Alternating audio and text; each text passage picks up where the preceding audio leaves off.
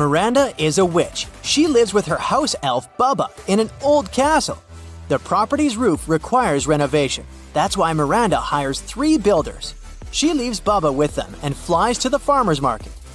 In the evening, Miranda returns and finds out that the builders have already fixed the roof and left. But someone stole the most powerful artifact from Miranda's library, an ancient snake statue. Bubba swears to have nothing to do with the robbery, and Miranda suspects the builders. Luckily, she has cameras around the castle. Take a look at the footage made in the morning and in the evening. Is it true that the thief is among the builders?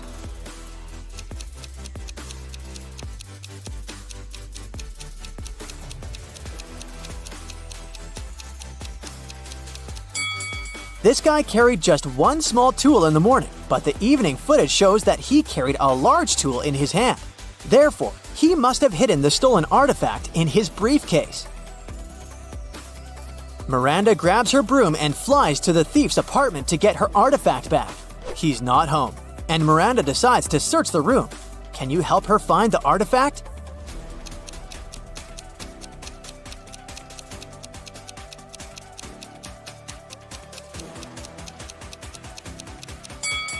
It's in the oven. Miranda purchases a super rare and expensive orchid for her garden. Later that day, she throws a barbecue. The next morning, Miranda sees that the orchid is gone. It means that one of her guests is a thief, but they claim they didn't see the flower disappear. Miranda decides to visit and question 3 suspects. Lily says, "I've been attending your barbecue parties for years. It wasn't me. Why would I steal from my bestie?" Donna says, "How dare you? I'm not a thief. I'm allergic to all flowers. I'll never come to your party again." And Cassie says, "Oh, come on. Everyone knows that I'm super rich. I can afford to buy hundreds of orchids." Who's lying?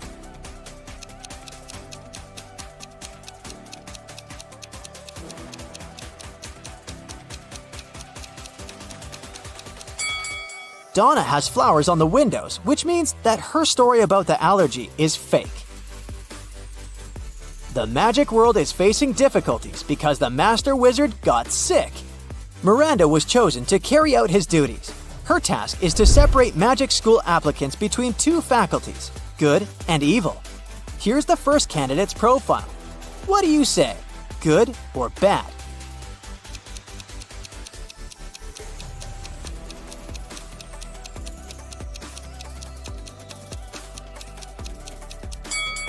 Leo is only 18 years old, but he says that he's been involved in charity projects for 20 years. Liar! Therefore, he should join the evil faculty. What about Luna? Is she a good witch or pure evil?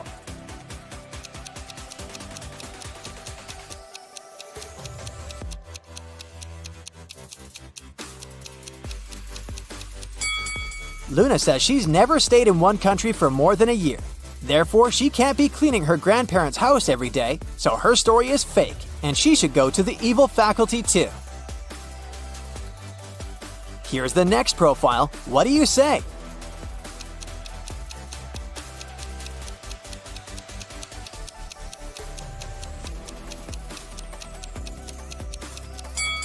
Seems like Olaf is a good guy. What about Helga? Does she seem good to you?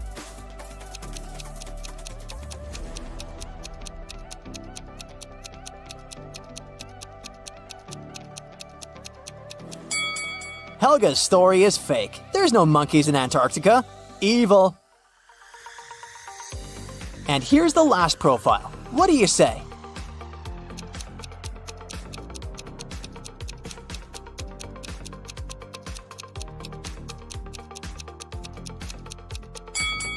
Magnus didn't lie. Therefore, he can go to the good faculty. Miranda is giving a private potion class to Amber. They prepare a luck potion in a large cauldron. Suddenly, Miranda's phone rings and she goes out for 5 minutes to talk. 5 minutes later, Miranda returns and sees that Amber is under a love spell. Can you guess what happened here?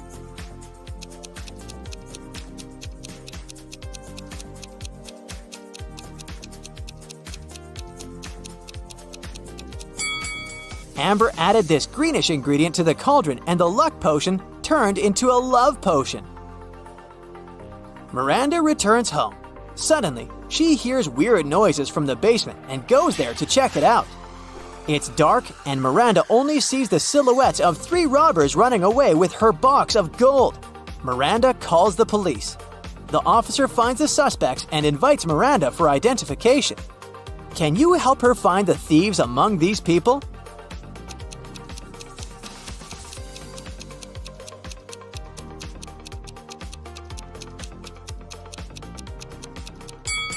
Only these 3 individuals match the silhouettes perfectly. The next day, Miranda goes to see a fancy haunted castle. She meets 3 people in the lobby: Drake, Luke, and Maya. Each person claims to be the castle's official owner. Can you help Miranda figure out the real one?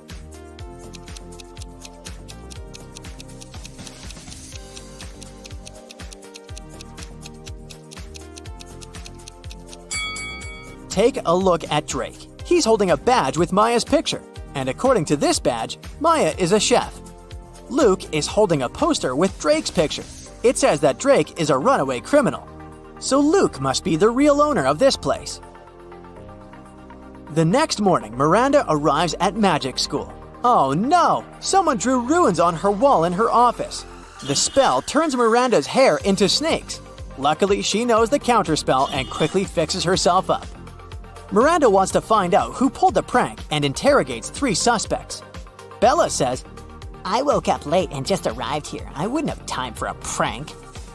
Theodore says, I don't use magic for silly pranks. It's against my principles. And Alice says, I think it was Bianca. I heard her talking bad things about you the other day. who did it?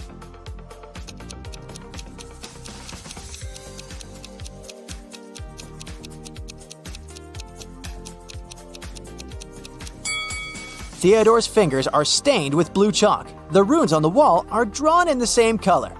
Busted! Miranda enters the class and sees that one of the students is turning into a zombie. Can you guess who?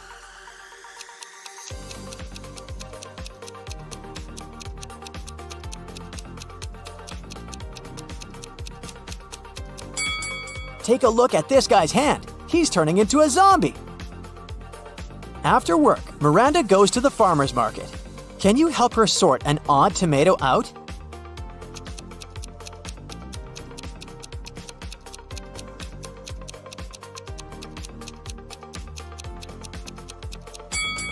This one. What about cheese? Which piece doesn't belong here?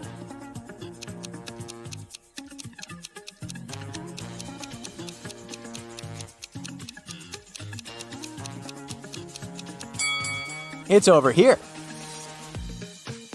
Let's see if you can sort an odd cherry out.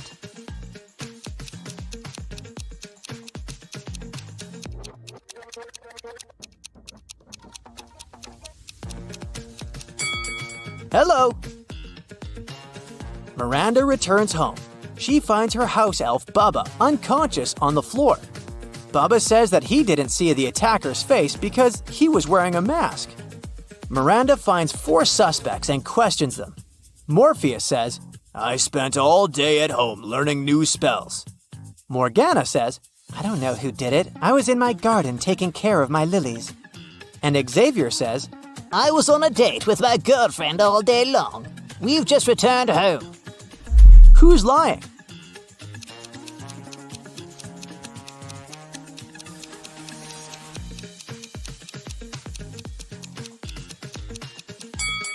Although Morpheus has a solid mask collection, it doesn't prove that he's guilty. Meanwhile, Morgana doesn't have any lilies in her garden. Therefore, she lied. A huge drama is taking place in the magic school library. This morning, someone tore up an expensive antique spellbook. Miranda finds 3 suspects and asks them only one question. Did you enter the library this morning? Melissa replies, Nope, I spent all morning in the dining hall. My friends can verify my words. Wendy says, I was doing my homework in the classroom all the time. I would never steal a book. It's against my principles. And Nicholas says, I wanted to visit the library a couple of hours ago, but the door was locked, so I just went to the garden. Can you spot the thief?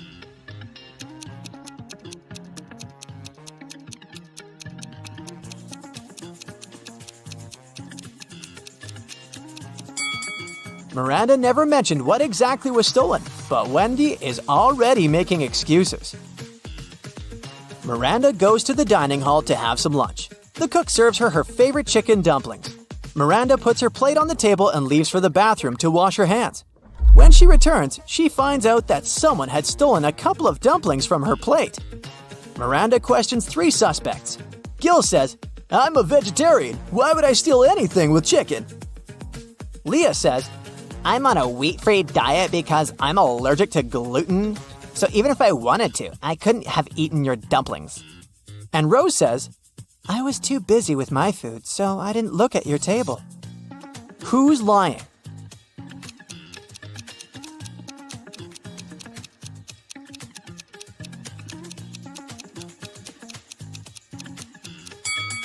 Leah, if she's allergic to gluten, why did she order this sandwich? Annika received a letter where someone asked her out. The letter was sweet, but it wasn't signed, so she didn't know who it was. She was guessing 3 guys. All of them were her college friends. Who do you think asked Annika out?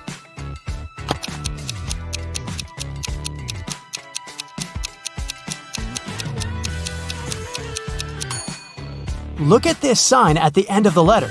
This guy has the exact same tattoo, so I bet that the letter is from him. An office was robbed and police arrived for an investigation. The money was stolen from a drawer, but there was no trace of breaking in.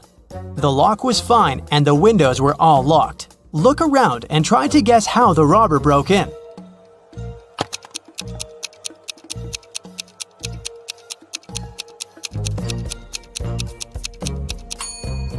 Look at the ventilation gate. It's slightly open. The robber must have used this way to get into the office and get out. A police officer was following a robber around the city. Suddenly, the robber entered the hospital and disappeared. When the police officer entered the building, there were 3 workers. One of them must be the robber who dressed up to pretend to be a doctor. Can you tell who?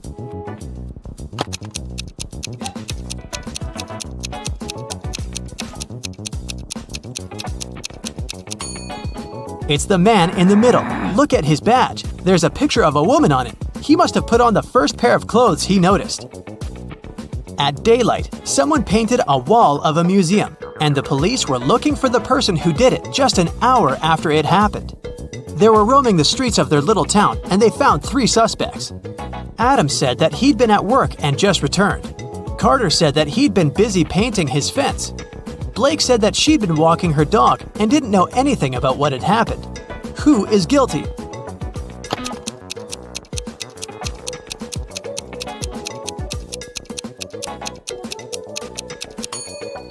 It's Carter. He has paint on his hands, and it indeed goes in line with his alibi that he was painting the fence.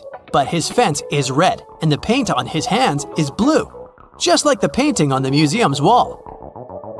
Mrs. Roberts, a math teacher, returned to the classroom after visiting a principal's office and took a sip of her coffee. She had to spit it out immediately because, instead of coffee, there was blue ink inside. Can you tell which student pranked her?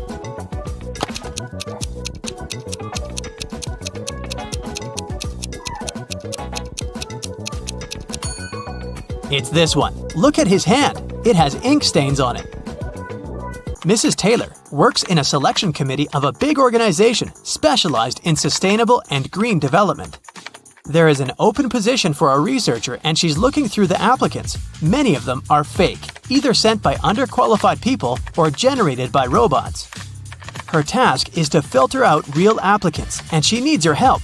Let's start with this one. What do you think? Is it a real application?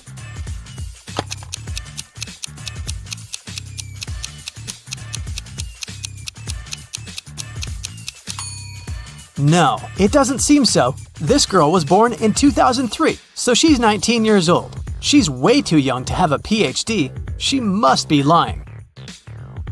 Okay, here's another one. What do you say?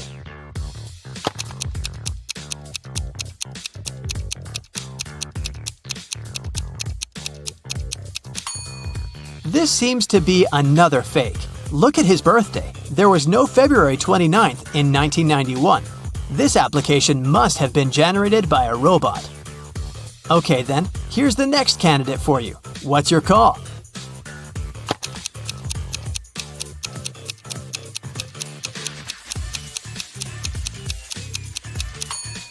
This young lady seems fine. I'd recommend considering her. Here's another candidate. What do you say?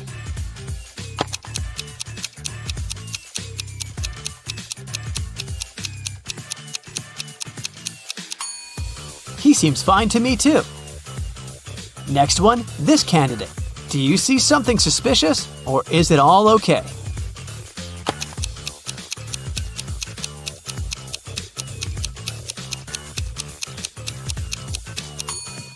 Of course not. Look at the photo. It's some random photo of a cat. People don't use such pictures in their CVs. It must be a computer-generated fake. Okay, one last candidate to consider. In or out? What do you think?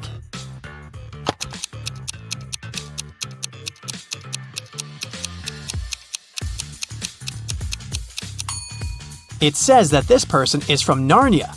Narnia is a fictional place. It doesn't exist in real life.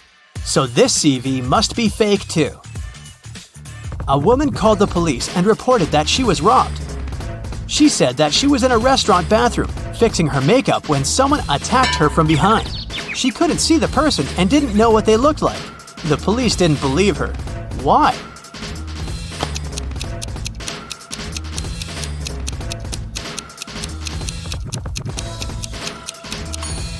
The woman was fixing her makeup, so she was looking at her from the back. She would definitely see the person. So she lied and made up the whole story. Mrs. Cook went on vacation with her 3 daughters, Kaya, Ruby, and Emma. They were on the beach, and Mrs. Cook had to leave to solve some business issues. The girls stayed, but their mother banned them from going into the water without her supervision. So, they were supposed to read or build sandcastles. When Mrs. Cook returned, she knew that one of her daughters didn't listen to her. Which one?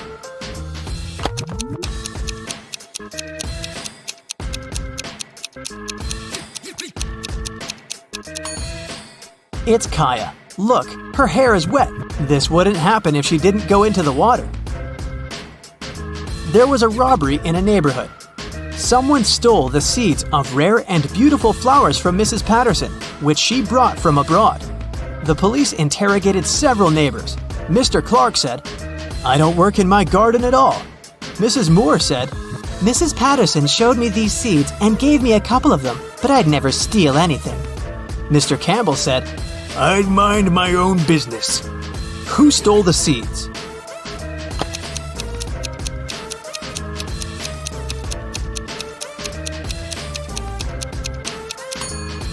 It was Mr. Clark. He said that he didn't take care of his garden, but his garden looks way too nice to be abandoned. In a parallel universe, it's only allowed to have fun and eat candy. No one ever reads or studies. Mrs. Relham came back home after a long and fun day at a club and asked her daughters what they'd been doing. Hannah said that she'd been watching TV all day. Elle said that she'd spent a day in the water park. Ava said that she and her friends had had a candy-eating marathon. Still, Mrs. Relham could tell that one of her daughters lied and had actually spent all day studying. Who was it?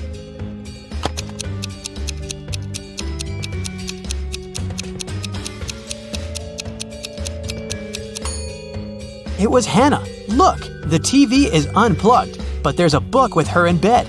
She's definitely been reading it. On the weekend, Kira and her friends were supposed to celebrate a birthday of a friend online, but Kira didn't feel like it and didn't show up. On Monday, in school, she explained that something had happened and she hadn't had electricity or internet all day.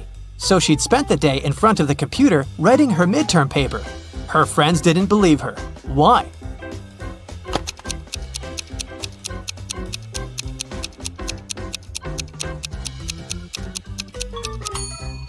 If there was no electricity, she wouldn't be able to work on her computer because it doesn't work without electricity. I'll keep checking how attentive you are, and here are some more tasks for you. Now I'll show you 2 apartments and you have to figure out which one of them was robbed. Ready to start? Here's the first pair. What do you say?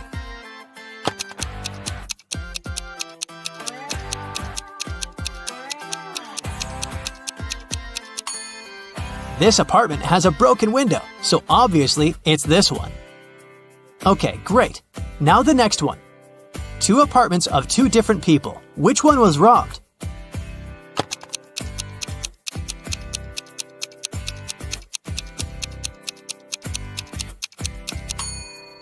This one is way too trash to be a regular mess. I bet it was robbed. Another pair of apartments. Can you see which one someone had broken in?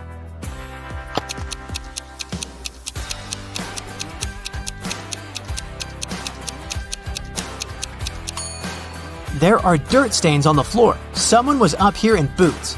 So I think that's the apartment that was robbed. Okay, we'll keep looking at apartments. But now your task is to say who do you think lives there? What profession does the person have? Let's start out easy. What about this apartment?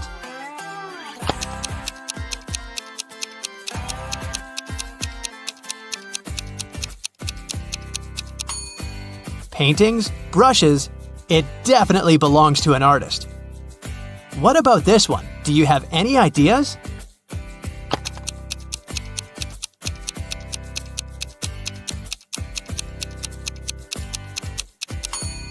Punching bag, boxing gloves, dumbbells, and some other sports equipment. I'd say there's a boxer living there. Take a closer look here. What are your thoughts?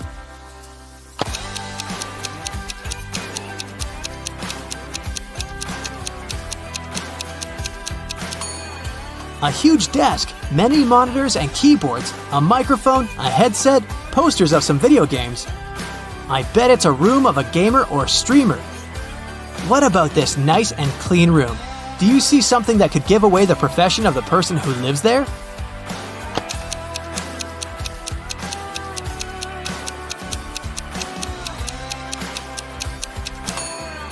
There's a ballet bar, and there are also some tutus in the wardrobe. It's the room of a ballerina. And some more tasks for you. I'll show you some photos, and you'll have to find what's wrong or odd about them. Here's the first one. What do you say?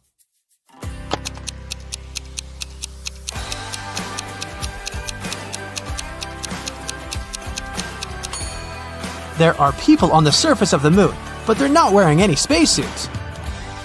Another space-related picture. Do you see a mistake?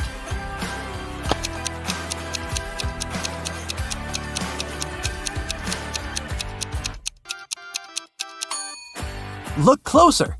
It's not the moon, it's Saturn. What about this photo? Do you see something odd here?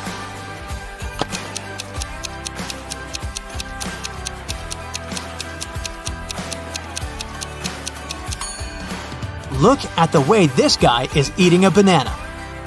Several birds landed on trees. One bird for one tree. But in this case, one of them didn't have a tree of its own. Then they regrouped, with 2 birds sitting on one tree. After this, 1 tree was left. How many birds and trees are there?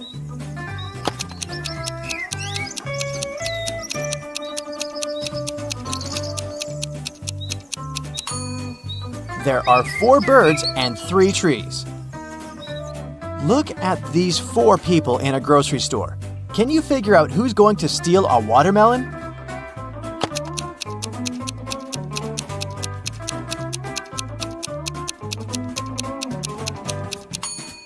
It's the man with a soccer ball. It seems as if he's holding something heavy. It must be the watermelon disguised as a soccer ball. You wake up and find yourself in a locked room without windows and only one door. You look around and notice a table. There's a piece of paper, a knife, and several inflated balloons lying on it. You pick up the note. It reads, "To get out of here, you must puncture a balloon with a knife. But if the balloon bursts, you'll stay here forever." What should you do to make a hidden door open in one of the walls?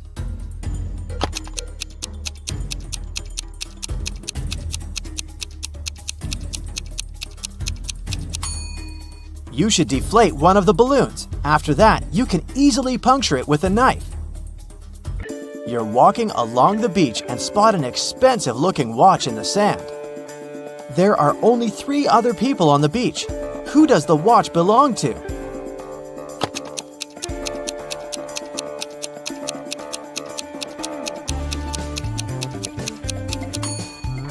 This guy's watch is in his pocket. The tan line on this girl's wrist doesn't match the shape of the watch. The watch must belong to this elderly lady.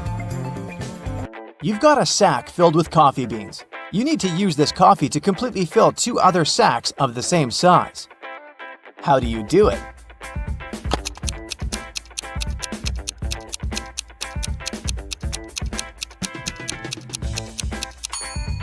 Put one empty sack into the other and fill them with coffee.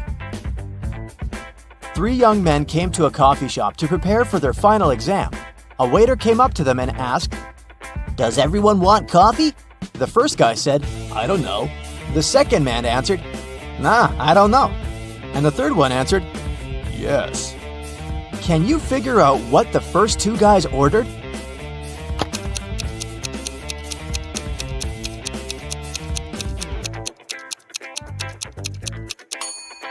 All young men ordered coffee.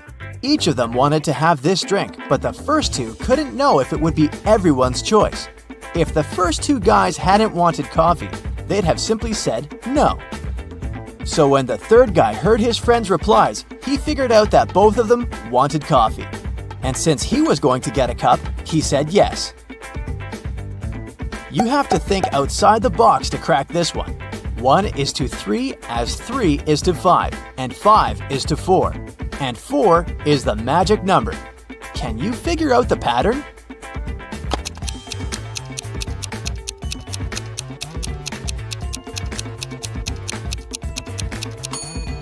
The word 1 has 3 letters, the word 3 has 5, and the word 5 has 4 letters.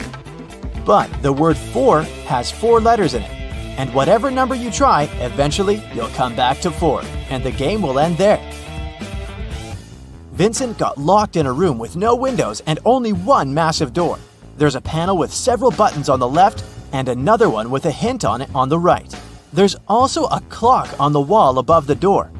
Which button should Vincent press to get out of the trap?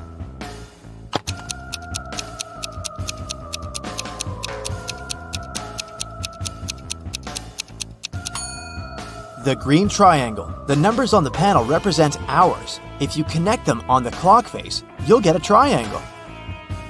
Add this number to the same one and multiply the result by 4. Then divide it by 8 and you'll have the very first number again. What number is it?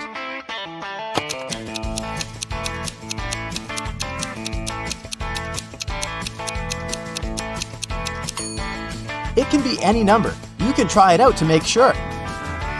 Look at these women attentively. Which one seems to be suspicious?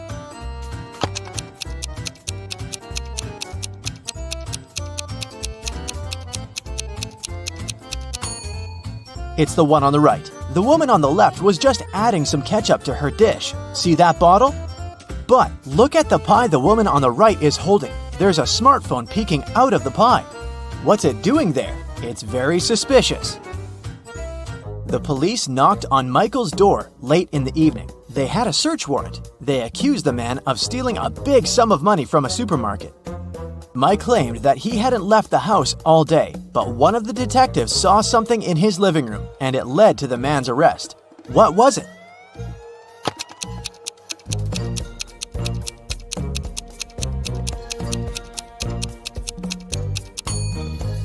Look at the date on the receipt lying on the table. It's the same as the date on the calendar, which means Michael lied about not leaving his house that day. Look at these guys attentively. Can you tell which one has drawn the graffiti?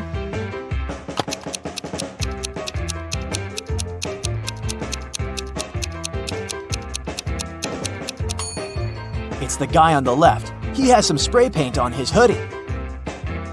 An ant is 2 inches away from its home. With every next step, it covers half the distance to the entrance. How many steps will the insect have to take to reach its destination?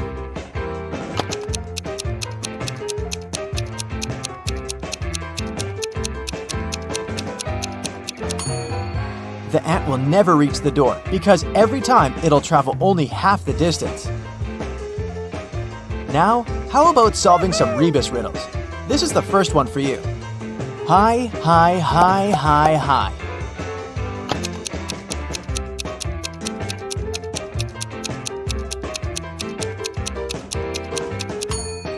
That's high five. The next one, noon good. What's this?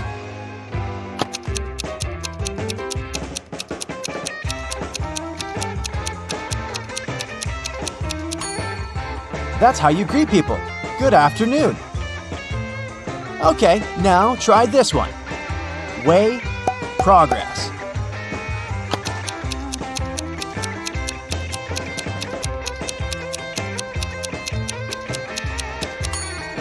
It's progress underway. Now let's check how attentive you are.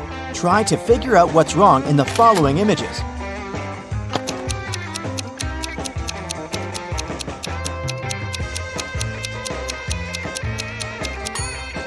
There's no way anyone can wear those blue shoes.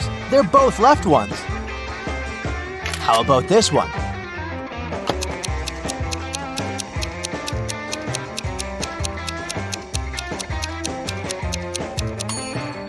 This horse looks rather natural among kangaroos, but it doesn't belong there. What's wrong in this picture?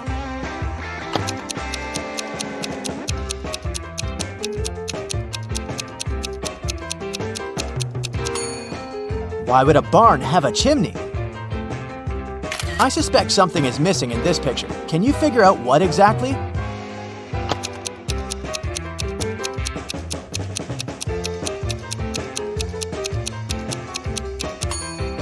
The bus doesn't have side mirrors and windshield wipers. Detective Lucas was called to investigate an accident. A car crashed into a store window and smashed the glass. There are two suspects. Both of them deny their involvement. Detective Lucas doesn't need much time to figure out who the culprit is. Do you know the answer too?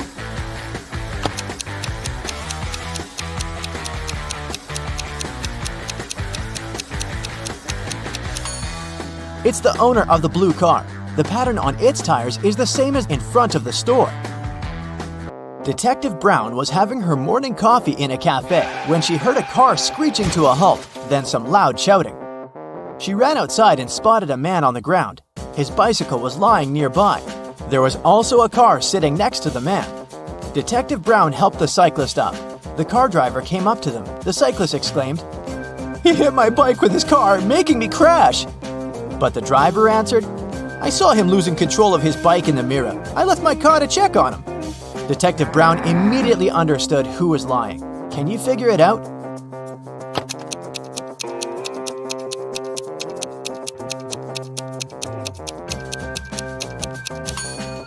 Strangely, the car doesn't have side mirrors, and all that stuff in the back seat blocks the view of the road, so the driver couldn't have seen anything in his rearview mirror either. He's lying.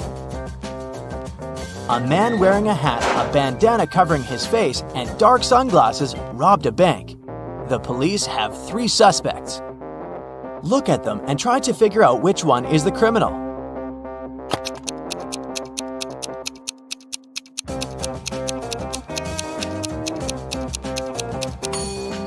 Usually, people tie bandanas under their ears. But in this case, the bandana covers the robber's ears. It probably hides something that distinguishes the man from other people. The criminal must be that man with only one ear. When Louisa entered the office, she noticed that her colleague Anna was very upset. It was the beginning of the working day, but someone had already stolen her purse. Only those who worked in the company could get into the office. Louisa questioned her colleagues. Maria, who worked in IT, said she'd been fixing somebody's computer. Jane, the secretary, answered she'd been on the phone with some clients. Andrew, a sales manager, said, "I've just returned from a 3-hour-long meeting. I'm exhausted." Can you figure out who took the purse?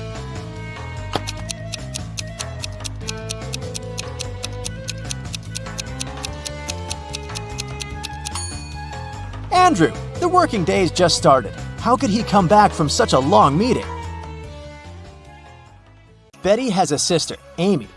Gail is Betty's mother. Meanwhile, Dan is Gail's father and Samantha is Dan's mother. Can you figure out how Amy is related to Dan?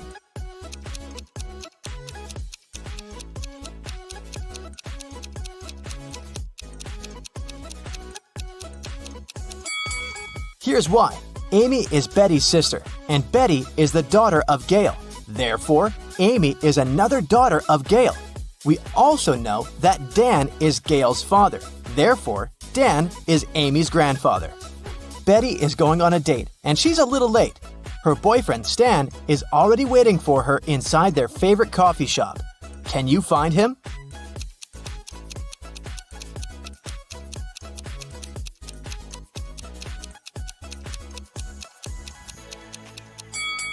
It's this guy on the right. He has a small gift box on the table. After the date, Betty takes a car sharing to go home. The car is parked at this point. Can you figure out the only point Betty can reach?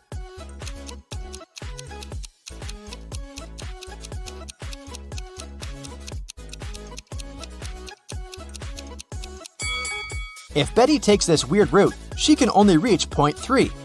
One of the most popular mailing websites is facing a system error.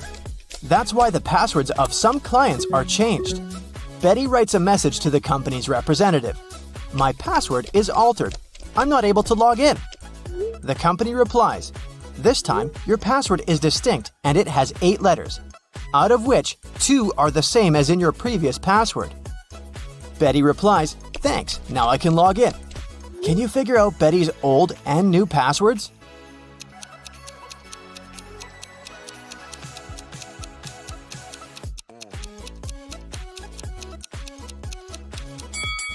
Her new password is distinct, and the old one is altered. Betty arrives at her favorite swimming pool and spots something really weird. Can you see it too?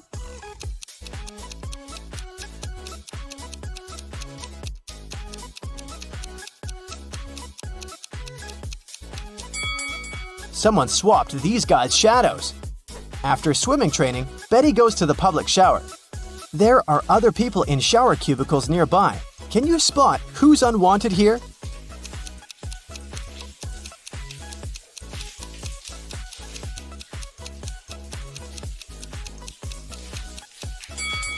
This person on the left should probably use the men's bathroom. He has only one shampoo bottle, while ladies usually bring a bunch of skincare products. Betty meets her best friend Rob. He always tells the truth. Rob says, I have one specific whole number on my mind. It's 1, 2, or 3. You can ask me just one question, but I can only reply yes or no, or I don't know. What question will you ask to figure out the number I'm thinking about? Can you help Betty?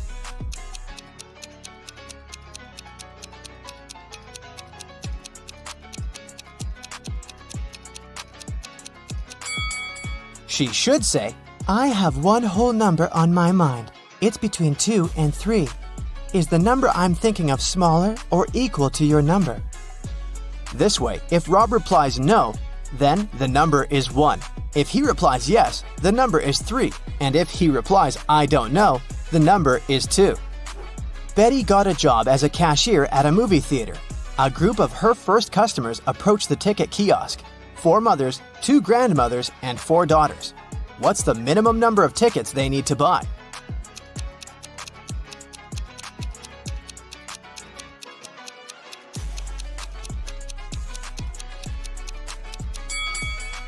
Only 6. Betty has 3 keys that open 3 different doors. How many attempts does she need to figure out the key for each door?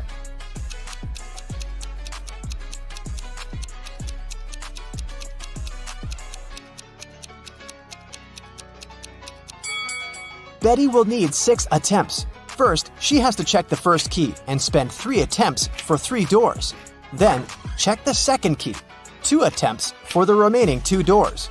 And then, use the third key to open the last door. Betty enters the cafeteria and spots a thief right away. Can you see this person too?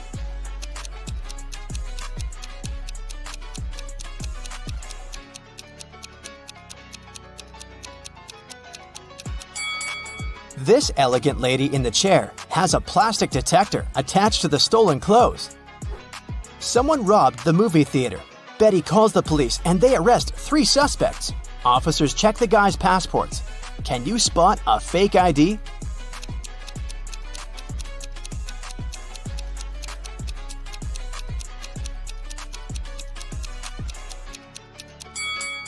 Most passport pictures have a white background, so the one in the middle is fake. Late at night, Betty is walking home in a snowstorm. She meets her neighbor walking a dog in the street and freaks out. Can you guess why?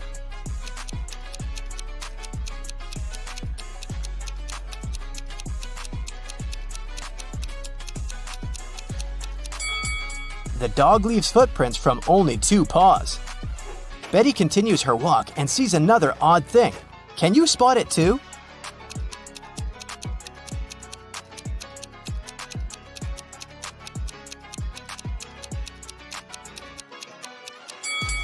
It should be the moon, not Saturn. Betty enters her apartment building and meets 3 neighbors in the elevator. One of them is a werewolf. Can you guess who?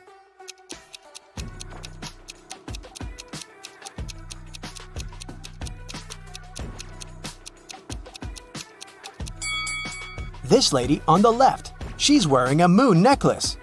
Betty goes to sleep and wakes up in an arena. The speakers announce that she must fight with one of these 3 hybrid creatures. Which one should she choose to stay alive? A polar bear with a head of a tiger, an elephant with a wolf head, or a hybrid with a face and body of a huge squid and the legs of a human?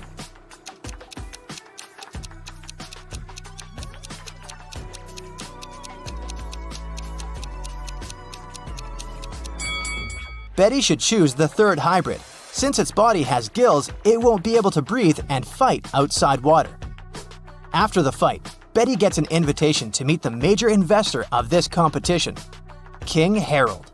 She enters a big, beautiful hall and sees 6 people sitting in front of her. They're wearing the same outfit and look very similar. It's very hard to tell who's the real king here. But after a couple of minutes, Betty approaches one of them, bows, and says, "Nice to meet you, Your Majesty." How did she know who's the real king?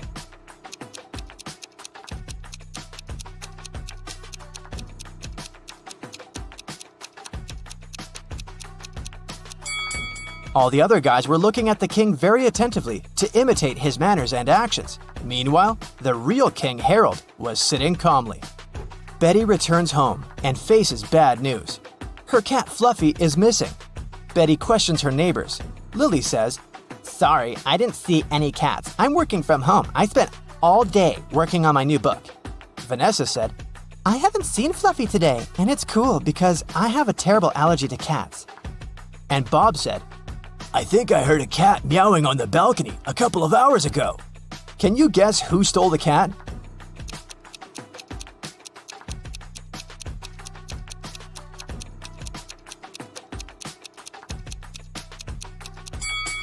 Nobody. Fluffy's been hiding under Betty's couch all this time. Betty's boyfriend Stan lives just a couple of blocks away from her place. Betty calls him on FaceTime and invites him over. But Stan says, "Sorry, honey, I've just got home feeling very sick. I'd rather go to bed early." Betty yelled, "Liar!" and hung up. Why?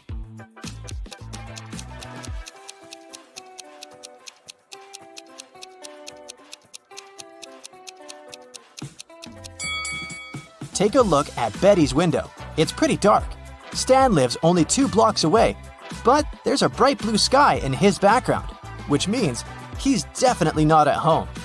Betty makes a beautiful sandcastle and then lies down. She falls asleep. In a while, Betty wakes up and sees that someone has ruined her castle. She asks 3 persons hanging out nearby, "Who did it?" Kelly replies, "I like your castle and took a couple of pictures for my social. Then I left to get some ice cream. When I came back, I saw the castle was completely ruined." Olivia said, "I'm sorry, I was swimming far from the shore. When I returned to the shore, I didn't notice any castles." And Tom said, "Sorry, lady, I don't see anything because I'm blind. The wind must have destroyed your castle. You shouldn't have to make it 5 stories high." Can you spot a liar?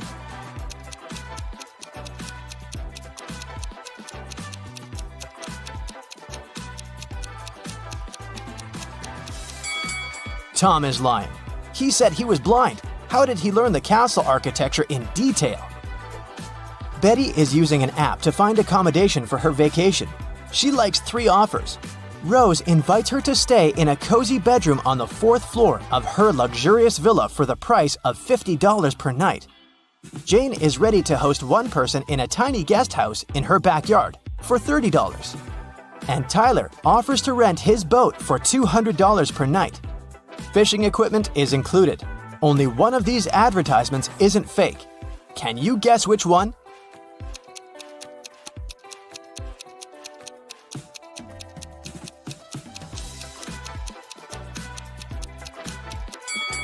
This villa is 3 stories, and Tyler's picture is hanging on the pier. He's a runaway thief. So, Jane's guest house is the safest option for Betty. One night, Bill and Jonah performed their hit song at the Kingdom's festival.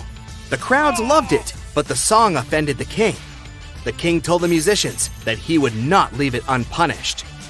A few hours before their punishment, they were approached by the kingdom's princess, who happened to be a big fan of their music. She gave them a pair of magic, 6-sided dice that could land any way they wished. Soon after she left, a trapdoor opened below Bill and Jonah's feet, and they fell into a deep cavern. In the cavern, a robed figure appeared before them.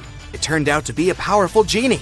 The genie told them he could change the king's decision, but only if Bill and Jonah proved worthy of it by completing a couple of challenges.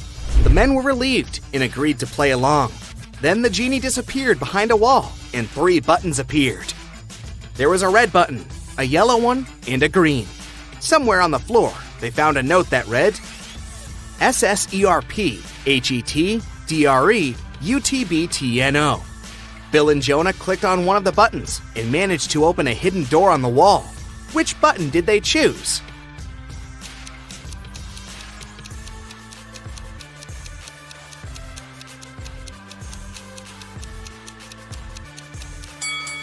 The red button.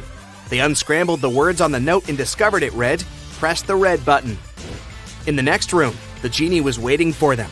He told Bill and Jonah that the next challenge was a game he loved very much, a life-size version of Snakes and Ladders. He told them that the cavern they were in had 100 rooms, all connected by passageways as well, as you guessed it, Snakes and Ladders. The rules remained the same as in the original game, with only 2 exceptions. Both Bill and Jonah had to make their way out of the cavern, reaching the exit in a maximum of 5 turns. However, once either Bill or Jonah used a snake or ladder, it would disappear and become inaccessible to the other person. It was very difficult, but both guys managed to find their way out of the cavern. Can you figure out how they did it?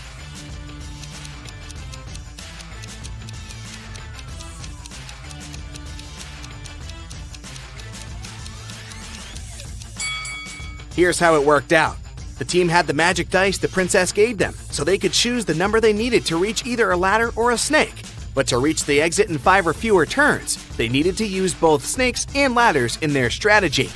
Bill went first and chose to walk 4 rooms. There, he got the ladder up to room 75. Then he diced his way to room 76 and slid down a snake all the way to room 41. Then after another dice roll, he got to room 47. He slid back down to room 30. On his 4th roll, he walked to room 35 and got a ladder up to room 96. He rolled his final dice to room 100 and got out of the cavern.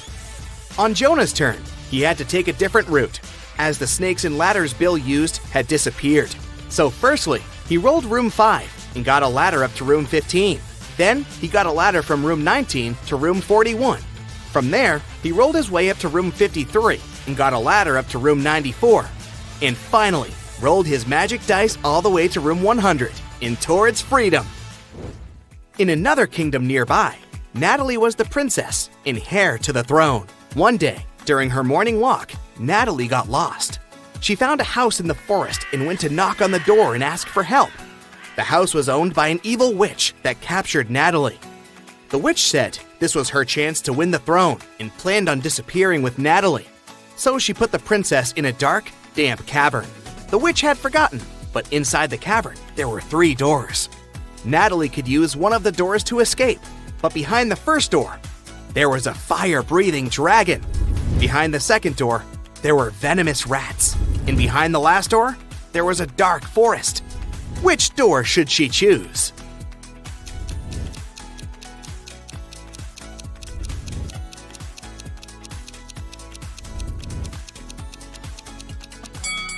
The third door, of course. It will lead her straight back to the forest. Outside again, Natalie still didn't know which way to take to get back to the castle. That's when she remembered that her necklace had a magic pendant on it. The king's magician gave it to her, saying it would always help her find her way home. She used the pendant, and 3 magical animals appeared. The first magical animal was a tiger, the second was an octopus, and the third animal was a butterfly. Only one of them knew the way back to the castle. But if she chose to follow the wrong animal, she would find herself even further away from the castle. Which magical animal should she follow?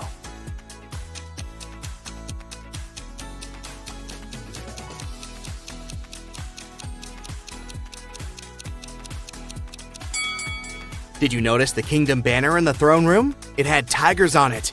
It's the official symbol of Natalie's kingdom, which means she would be best off by following the tiger. Alice was at a crowded concert. Suddenly, she felt somebody reaching into her bag and pulling out her wallet that only had credit cards inside. She couldn't see who the person was, but after checking the footage from the surveillance cameras, security guards were able to narrow it down to 3 suspects. Johnny said he was waiting in line to use the toilet for hours and didn't have anything to do with the theft. Jenny said she was super rich and didn't need anyone else's cards to pay for the things she wanted. Penny said she was too focused on singing along with the band to notice what had happened. The security guards immediately figured out who the thief was. Can you figure it out too?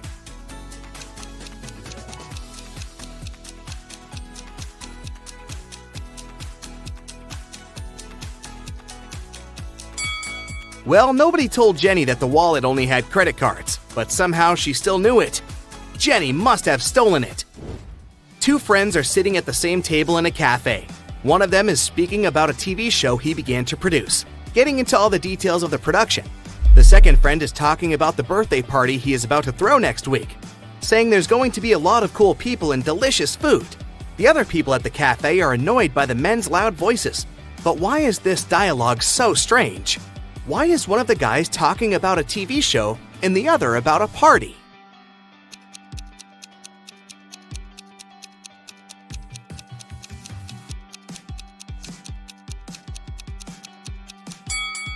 Well, these 2 guys aren't speaking to each other. They're talking on their phones, through headphones. Lucy found a new job in another city, so she had to move. She contacted a real estate agent to help her find her new house. He showed her 3 options. The first one was a beautiful studio with a view of the park. The second one was a single bedroom that was within walking distance of a subway station. The third apartment was in a quiet and very green neighborhood. Which apartment should Lucy choose?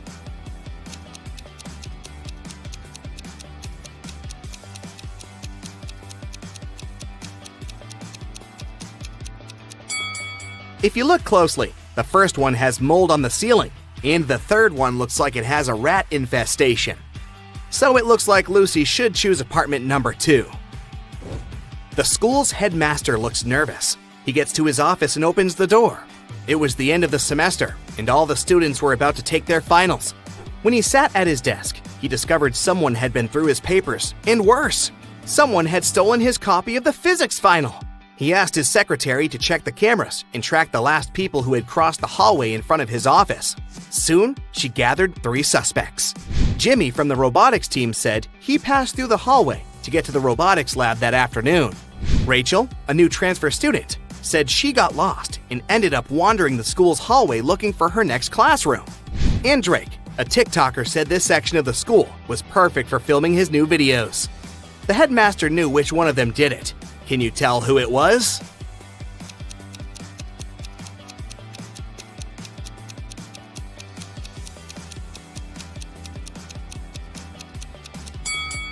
It was Rachel. The principal didn't recall having any new transfer students. It was the end of the semester. She couldn't have transferred that late in a school year. Martin wakes up locked in a basement. The man has no idea how he got there. Probably through a hatch in the ceiling. There are 3 doors leading out of the room. Behind the first one, there's a deep pit with metal spikes at the bottom. The second door leads to a lake with hungry piranhas. And behind the third door, there are crocodiles. But the worst thing is that the room is starting to fill with water. You need to help Martin, and fast. So write in the comments what the poor guy should do to save his life.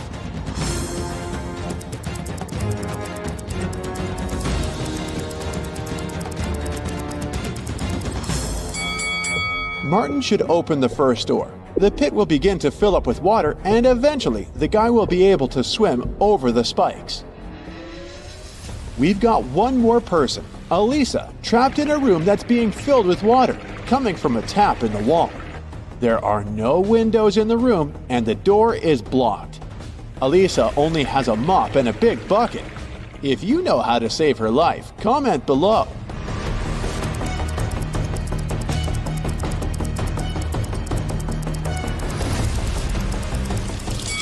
It's actually not so dangerous. Elisa just needs to turn off the tap.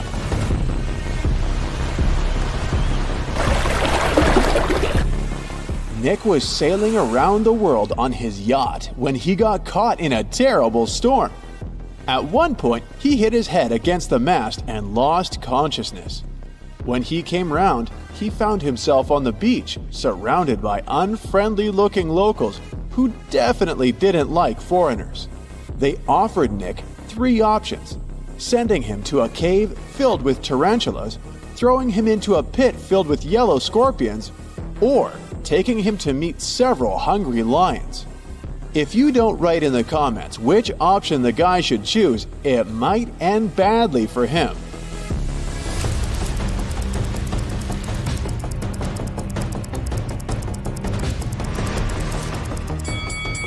Nick should opt for the tarantulas, since they're mostly harmless to people. Look at this volcano. It's about to erupt.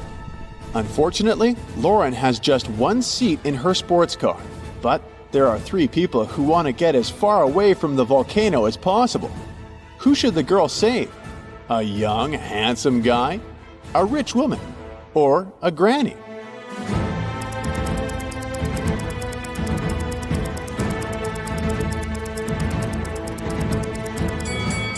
While the guy and the woman are young and can move fast, capable of running away, the elderly lady won't make it. Lauren should give her a lift, but if you disagree, write your opinion in the comments. Look at these teachers. One of them is a vampire. You need to react fast to save their students from untimely demise.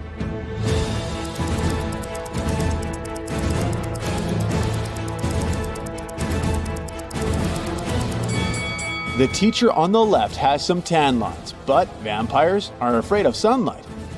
The one on the right has a cast on her leg. He's unlikely to be a vampire. But the one in the middle has all her body covered. She's even wearing gloves.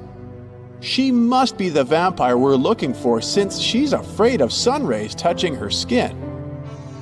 Melanie invited her colleague Maria for dinner. Maria was surprised, since she thought Melanie didn't like her. But Melanie prepared a very nice meal. She cut the fish in half, and each of the women ate their portions. Sometime later, Maria paled and lost consciousness. She was taken to a hospital. It was bad food poisoning. Several days later, police arrested Melanie for trying to poison Maria. Write in the comments how she managed to do it. After all, the women ate the same dishes.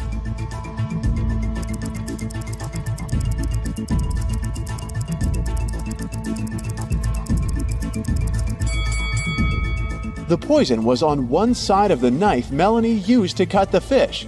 This way, only the piece of tuna she gave Maria was poisoned. Look at this picture very attentively. One of these people has just stolen a penguin. If you can figure out who the thief is, write "got it" in the comments.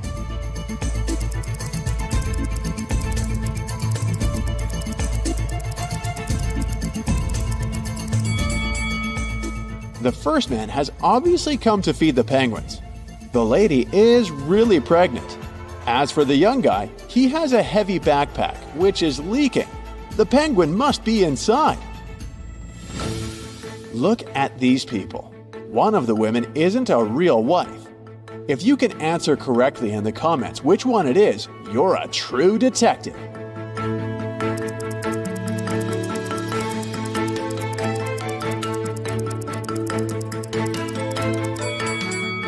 Both of these women have rings, but the blonde lady knows the exact size of her husband's briefcase, so the lunch she's prepared will definitely fit in.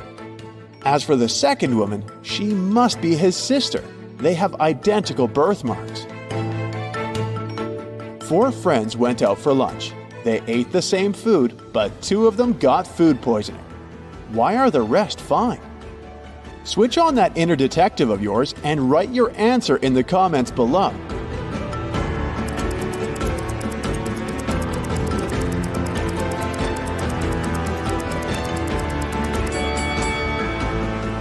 Those 2 who were fine after the meal didn't drink coffee. The drinks were poisoned, not the food. These ladies went to enjoy some ice cream together, but after that, one of them got sick. Can you tell us why?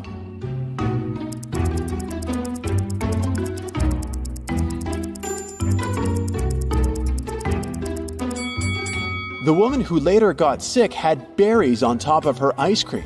The other ladies ate ice cream with cinnamon. Michelle was about to leave her office when she received a message from the building security that a dangerous criminal had sneaked inside. The woman needed to get out of there as soon as possible. She was running towards the elevators when both of them simultaneously opened their doors. Inside, there were suspicious-looking guys. Which elevator would you opt for? Share in the comments.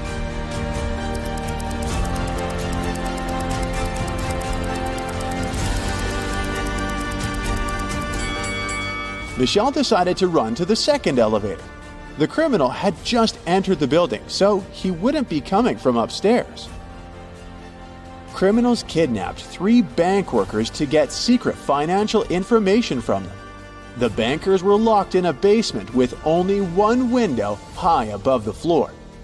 The men decided that at least one of them had to escape and warn the police. The men stood on each other's shoulders, but the one on top still couldn't reach the window. Do you have a solution to this problem you could share with us?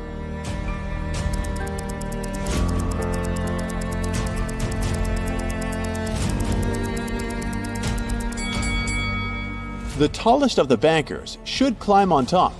This man most likely has the longest arms, so he will be able to manage to reach the window. Luke took part in a scientific experiment, but something went wrong, and he ended up in a place where there was nothing but 3 portals. One of them led to a polar desert in Antarctica. The second one opened into a volcanic crater filled with molten lava. And behind the third portal, there was the dinosaur age with huge diplodocuses roaming around. Which portal would you jump through? Tell us in the comments.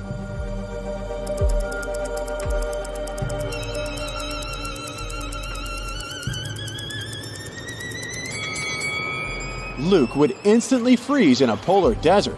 Molten lava isn't even an option. But diplodocuses are totally harmless to people. They only eat plants. Once, a prison guard accidentally overheard very disturbing rumors. One of the most dangerous criminals was planning a prison break. The guard watched the footage from the surveillance cameras and discovered that 2 women had been behaving suspiciously. One of them was a former bodybuilder, muscular, with short hair and covered in tattoos. The other was quiet and reserved. She preferred to spend time on her own. After watching the video several times, the guard managed to figure out which woman was planning to escape. Are you as attentive as the guard? Prove it by writing your version in the comments.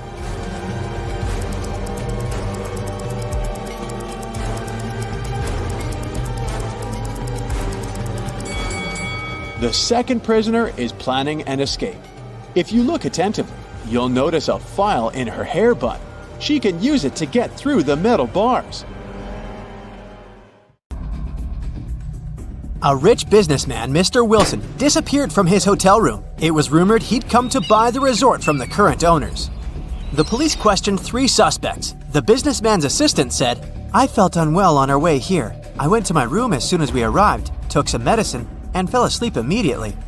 The hotel owner said, We agreed to meet with Mr. Wilson in a conference room, but I got lost while trying to find it. I finally came here, but Mr. Wilson never showed up. Mr. Wilson's wife, who accompanied him on this trip, said, My husband was going to meet with the hotel owner. I'm not interested in business, so I went to a spa. Who is behind the businessman's disappearance?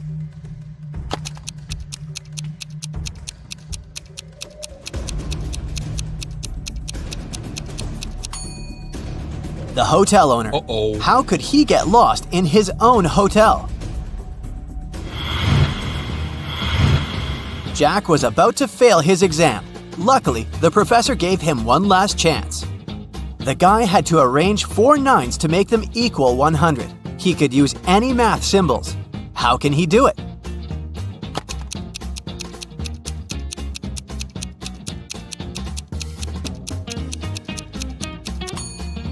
Jack figured out the correct answer pretty fast. 99 plus 9 9ths equals 100.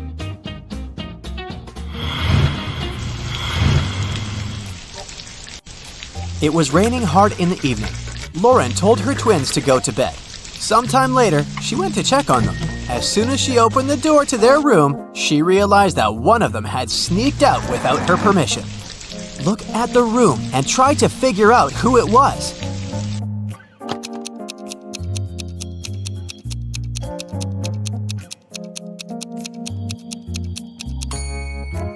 It was the girl on the left. Look, both pairs of sneakers are in their place, but the ones on the left are covered with dirt. Which of these people is in greater danger? The girl who's walking without a jacket or scarf while it's snowing, or the guy who's wandering through a desert, struggling to walk and all sweaty?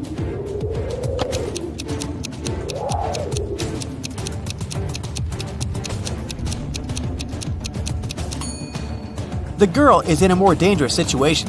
The guy seems to be struggling more. But look, there's a building behind that hill. Now, there are these 3 girls. They all seem to be pregnant, but only 2 of them actually are. Can you figure out who's faking?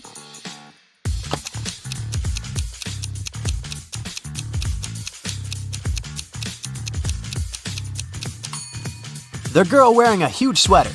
She's hiding something under her sweater and holding it with her hands. Look at these 2 moms very attentively. What do you think? Which of them is rich?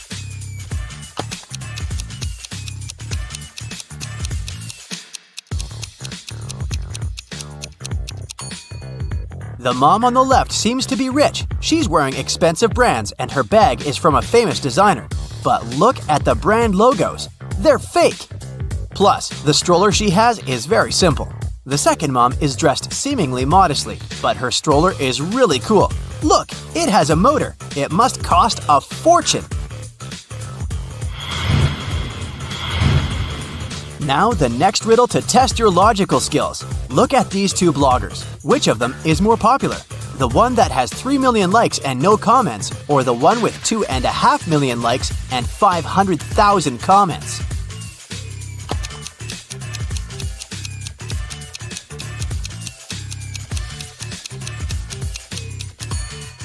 The second blogger is definitely more popular. People are interested not only in watching her content, but also in interacting with her. Christina was dreaming of dating a rich boy from her college. After doing some research, she settled on 3 guys. All of them were nice and interested in her, but the girl needed the richest. Once, she saw them having lunch together. After checking what each of them was eating, Christina made her choice. Which guy did she pick?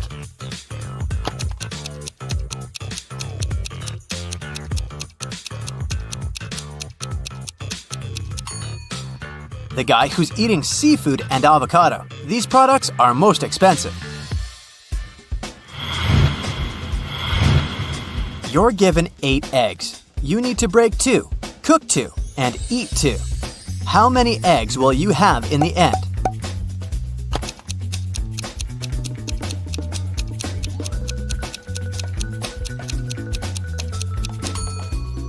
You can break, cook, and eat 2 eggs. It'll leave you with 6 eggs.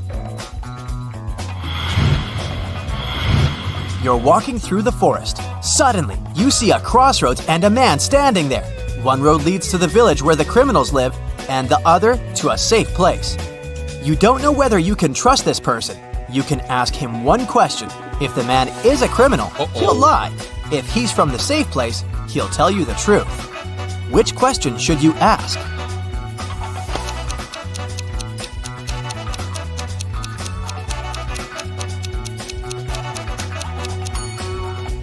Where is your village? If the person is innocent, he'll send you to the safe place. And if he's a criminal, he'll lie and point towards the safe place too. 1 out of the 9 identical balls is heavier than the others. How can you figure out which one it is after only 2 weighings?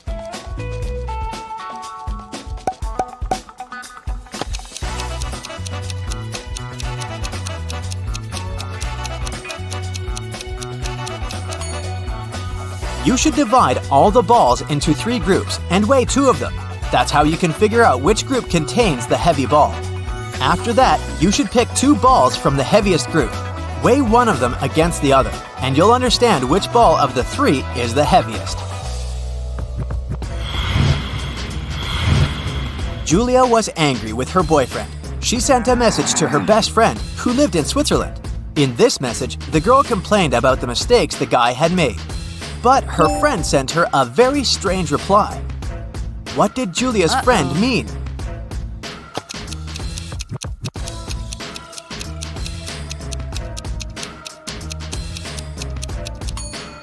She wanted to say that Julia should forgive and forget. Someone stole the money Adam kept in his safe. After watching the security footage, the police figured out when it had happened and questioned 3 suspects. Julia said she'd gone to bed at 10 p.m. and fallen asleep right away. Parker told the detective he'd been watching TV from 11:25 p.m. to 2:15 a.m. And Aiden said he'd been with his friends playing computer games all night. The police immediately arrested the thief. Who was it?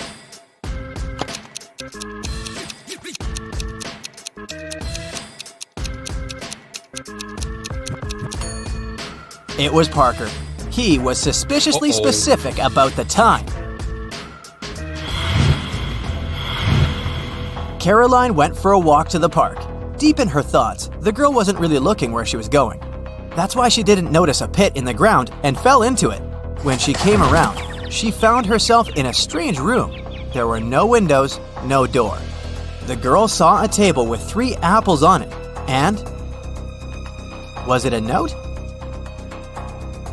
To get out of this trap, you've got to eat an apple, but only one of them isn't poisoned. Pick carefully. Caroline was terrified, but after examining the apples, she bravely bit into one of them, and nothing bad happened. Which apple did she choose?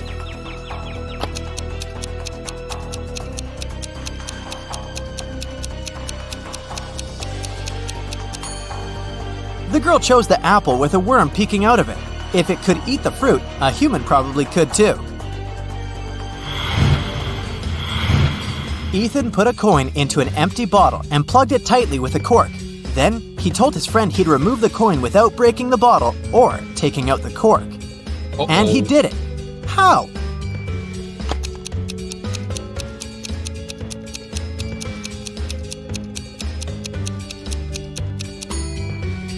Ethan pushed the cork into the bottle and then shook it to make the coin fall out. Landon's mother is going to visit her relatives in another town. Before leaving, she enters her son's room to say goodbye. Oh my, it's a terrible mess, and the boy's playing games on his phone. The woman takes the gadget away and locks it in her safe. I'll tell you the password only after you send me a photo of your room, tidy and squeaky clean. She's at the railway station when Landon sends her the photo. She's happy at first, before she realizes it's an old one. How has she understood it?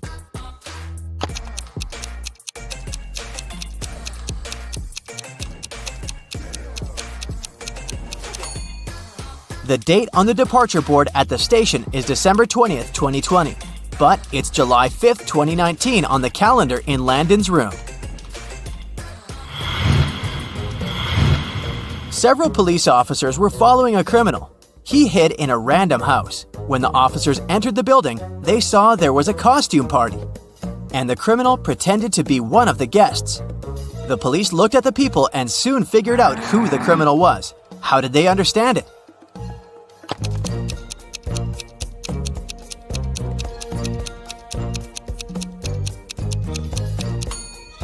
It's the man in the black cape. Unlike other partygoers, he seems to throw on everything he had at hand. Iron Man's helmet, Batman's cape, and Hulk's pants.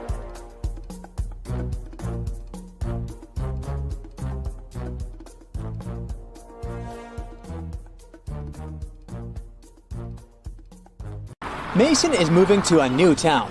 On the way, he makes a stop at the local gas station. He wants to pay for gas and snacks, but his red leather wallet is missing. Mason interrogates 3 people standing nearby. Ashley says that she didn't touch Mason's stuff. Both of her hands were full of sandwiches. Lily says she was taking selfies for her social media. And the cashier, Xavier, said that he didn't notice any red wallets. Mason knows for sure who's the thief. What about you?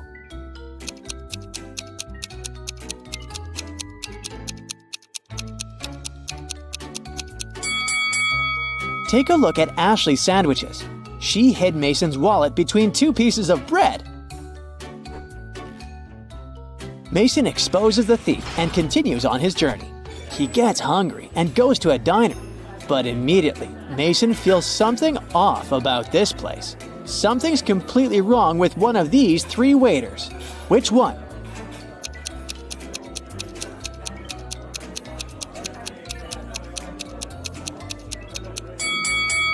The lady on the left has wolf teeth, and she doesn't wear any badge on her uniform, so it makes sense to stay away from her.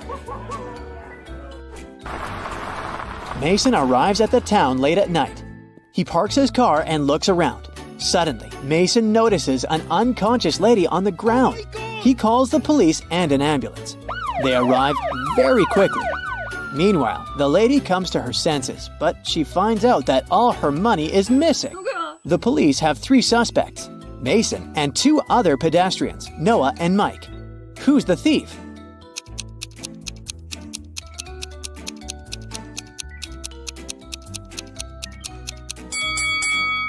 Take a look at the ground. There are 2 types of footsteps leading to the place where the lady is lying. One of them belongs to her, and the other one was left by Mason. There are 2 parallel straight lines left by a wheelchair. So the thief must be Mike. Oh no. The next day, Mason meets his neighbors. Hello. It's an elderly couple, Ralph and Glenda. They have just finished building a fancy new house. The house looks beautiful, and they invite their 3 grandchildren over to have a look at their work. It takes 1 day for one guy and 2 girls to break several windows, knock down the fence, remove the decorations, and ruin the roof. But the retired couple doesn't mind. They just smile looking at the teenagers. Can you figure out why?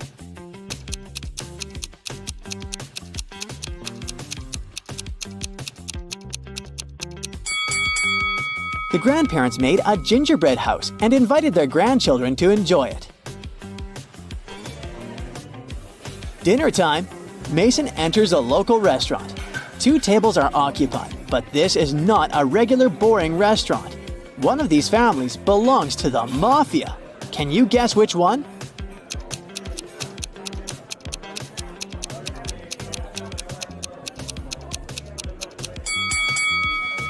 Take a closer look at the second family. The daughter holds a teddy bear that's stuffed with dollars. Mason decides to go to another place instead. He takes a look at these 2 tables and spots the mafia family right away. What about you?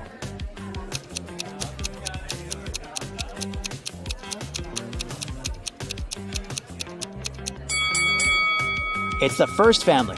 The father has a red laser dot at the level of his heart. A sniper is aiming at him. Mason switches restaurants again. 2 tables are occupied by innocent-looking families.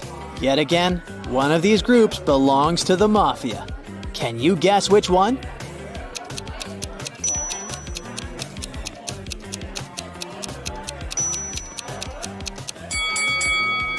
Take a look at the second table. The father is hiding a gold bar in his menu. Oh. The next morning, Mason goes to check out the local pool. Can you spot an undercover cop among these people?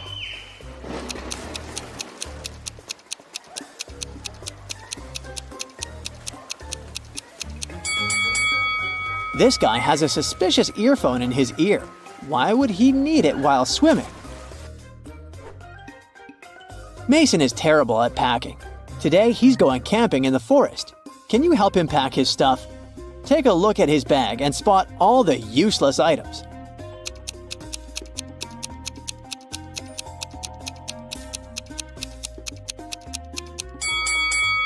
Oh, look! He has an electric hairdryer, but there's no electricity in the forest, so he can definitely leave it at home. Mason and his friend Bennett go hiking in the local forest. On the way, they meet 2 ladies, Anna and Alice. They hang out together and both guys fall in love with Anna. They want to take her on a date.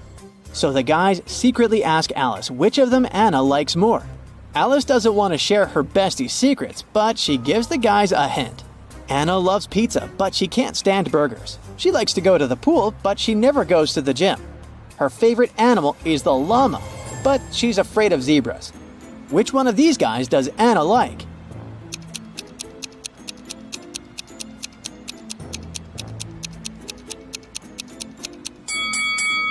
Alice wanted to give the guys a clue, so we have to look for some patterns in her words. All the things Anna likes have double letters. Bennett has 2 double letters in his name, so he must be Anna's crush.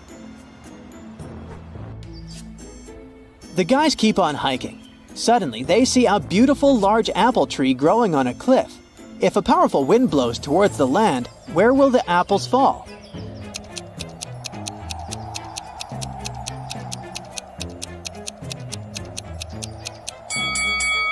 In any case, they'll fall down. Alice needs to leave for the city, but Mason, Bennett, and Anna decide to spend the night in the wild.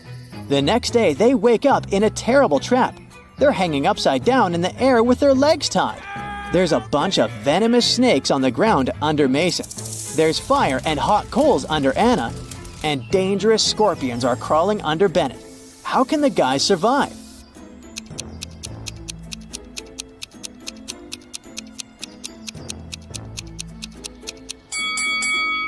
Can you see that black cloud with lightning? It's gonna start raining soon. The rainwater will put out the fire under Anna. This lady has a knife, so she can cut the rope and then help the others. Yes! The guys escape, but they get lost in the forest. It gets dark. They're wandering around and come across a creepy cabin. It belongs to a witch. She says the guys must solve a riddle if they want to escape from her land. The witch writes a number. There are 2 special things about it. What are they?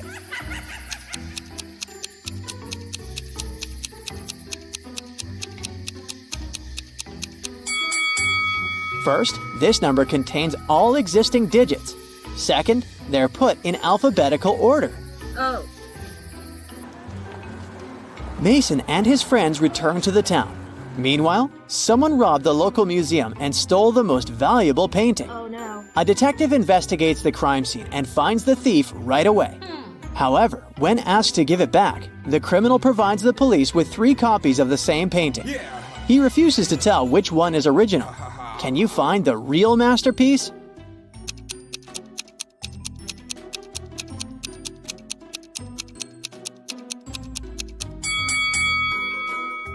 Each painting has a different frame, but only one of them is perfectly similar to the other frames hanging in the museum.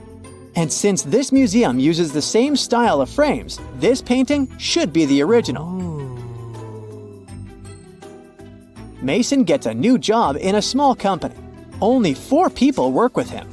One day, Mason comes to the office and he doesn't find his favorite slippers. Mason always puts them on while working. He searches everywhere and finally spots them on the roof of the building. Mason is furious. He questions his coworkers. Bill says, I don't even know where you keep your slippers. Phil says, I'm terrified of heights. I've never climbed up there. Mara says, I'm wearing high heels today. I can hardly walk in them. and Ella says, I respect you too much to prank you, sir. one of them is lying. Who?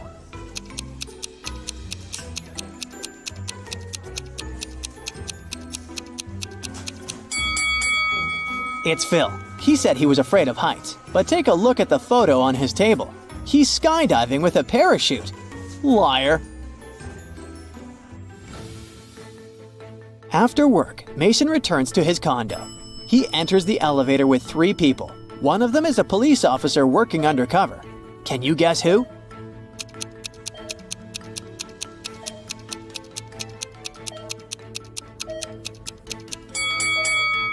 Take a look at this old lady's outfit. She has a tiny hidden video camera in her hat. Mason enters his apartment.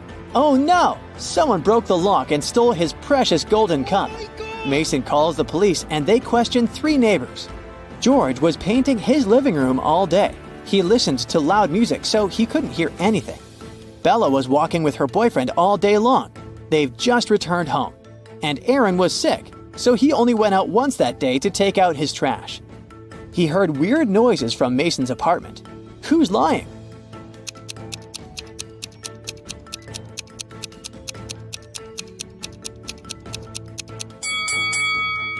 George.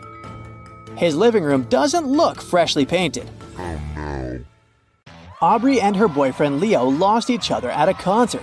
He's in one of these toilet stalls. Can you help Aubrey find her partner?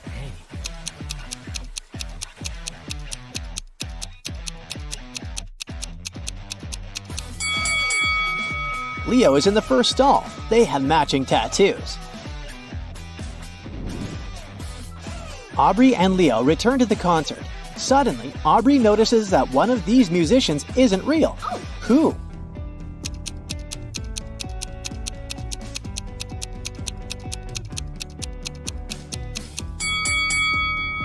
The guitarist is not real. His guitar has no strings. Really? After the concert, Aubrey goes backstage to say hello to the musicians. In the hallway, she meets 3 lady fans. One of them is a werewolf. Can you guess who?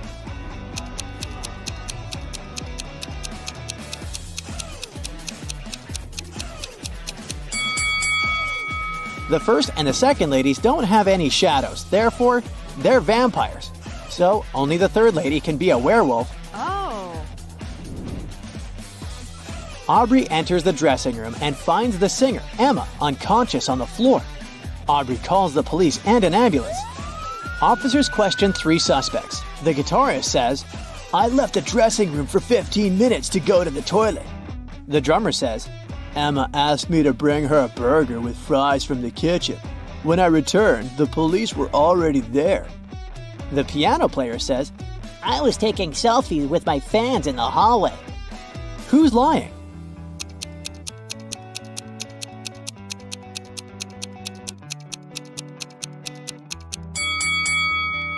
The drummer.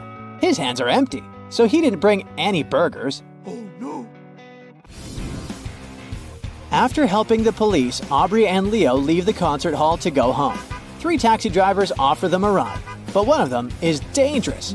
Can you guess who?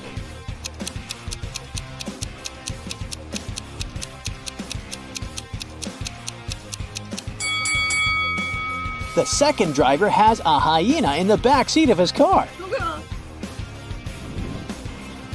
The next morning, Aubrey goes to the park for her daily workout. She spots 2 people chilling on 2 benches. One of them is a villain. Can you guess who?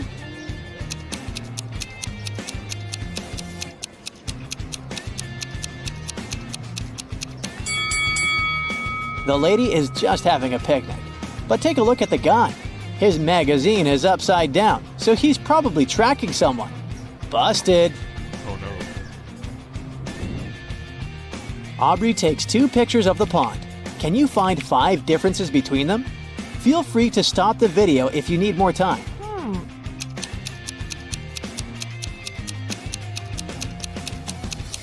Are you ready to see the answers?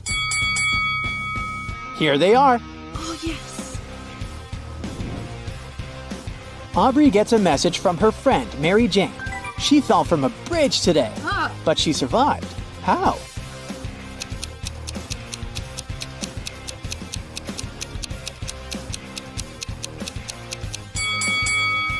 Spider-Man saved her. She's Mary Jane, remember? Aubrey goes to visit Mary Jane at her condo, but the local security guard will only let Aubrey in if she cracks this riddle. I get sharper the more I'm used. What am I?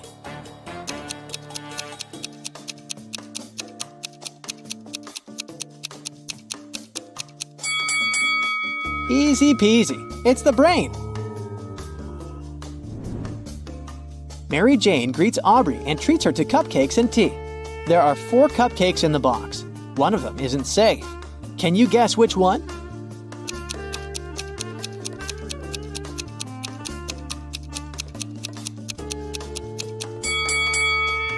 The first cupcake is a bit smashed, but that doesn't mean it's not edible. The second one looks fine. The 4th cupcake is a little burnt, but it can still be delicious. But the 3rd cupcake has glass shards on top. Definitely not safe. Oh, God. Aubrey returns home and turns on the TV. Breaking news, everyone! A dangerous criminal has escaped from prison, and now he's walking around Aubrey's neighborhood. What? Suddenly, the doorbell rings. Aubrey checks her camera and sees 2 people standing on her porch.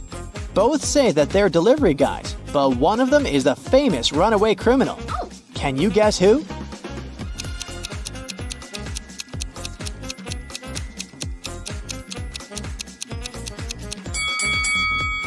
The guy on the left. He hides an axe in one of his trouser legs. Oh, my God. Aubrey calls the police, but the criminal realizes her intentions and escapes through the backyard. The police follow him and end up in a parking lot. The criminal is hiding in one of these 5 cars. Can you find him?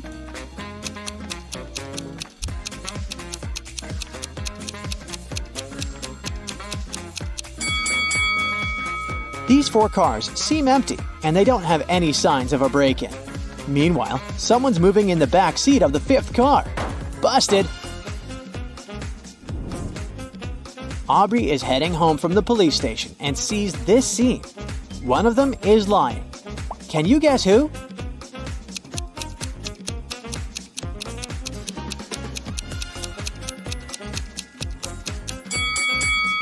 The vampire hunter is lying. This guy isn't a real vampire. He got scared and his cheeks turned red. Also, he has a shadow, just like humans. Aubrey keeps walking and comes across 3 neighbors arguing about one bike. Whose bike is it?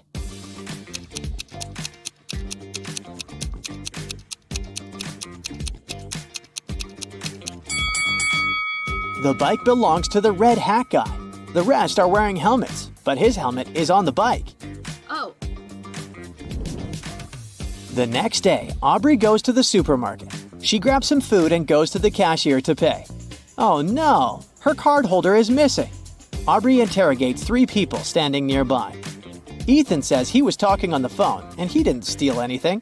Mia says that she didn't touch Aubrey's stuff. Her hands were full with her own purchases. And the cashier says that she didn't notice any card holders. Aubrey knows for sure who's the thief. What about you?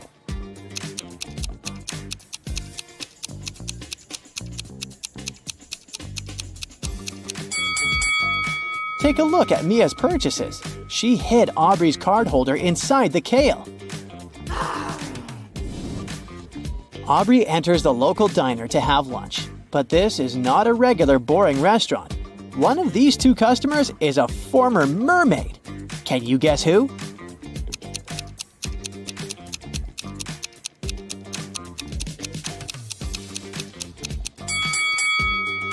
Take a closer look at the second lady. She has scratches on her knees. That's because she's learned to walk just recently. Oh. Aubrey takes a seat and notices these two innocent-looking couples. One of the couples are visiting from another planet. Can you guess who?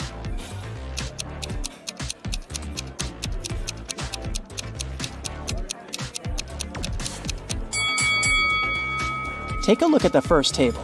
The guy puts toothpicks in his pasta like salt or pepper. It's very unlikely that he's human. The next morning, Aubrey enters her office. Oh no, someone broke into her desk and stole her laptop. Yesterday, she locked it in her drawer. Aubrey calls the security guards and they question 4 suspects. The cleaning lady says, "I only entered Aubrey's room once to take out the trash early in the morning. I didn't touch her desk." The designer says, "Yesterday I left earlier than Aubrey, so I didn't see anything." The office manager says, "I was the first one to arrive today, but I spent all morning in my own room working on an urgent task." And the account manager says, "I was having a business meeting in the conference room all morning." Who's lying?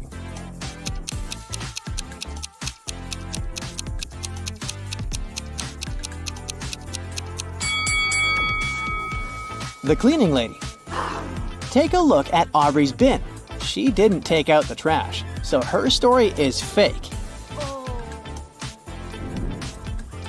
Aubrey and Leo go for a walk on the beach. But something is wrong here. Can you guess what?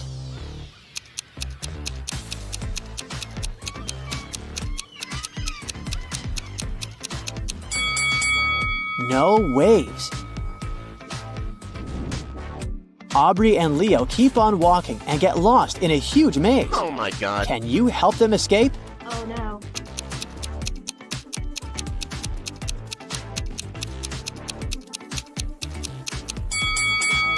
Here's the only way out. Suddenly, the guys see a curious animal. It has feet but no legs. Which animal is it?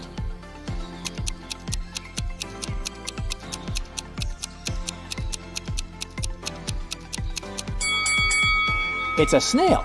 Snail foot is a muscle that allows it to move.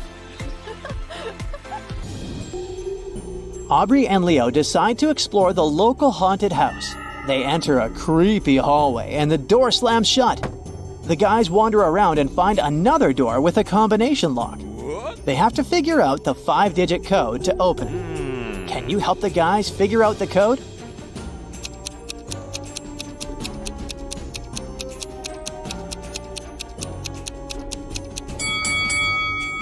Take a look at these fancy runes on the wall. It's a hint. These are just mirror digits. The code is 13947. Yes! The guys open the door. They faint because the next room is filled with sleeping gas. After a while, they wake up in a basement and see a drawing of the floor. Suddenly, a creepy voice says, "2 letters are missing here. Guess which ones, and I'll set you free. If you don't, you'll stay here forever." Can you help the guys out?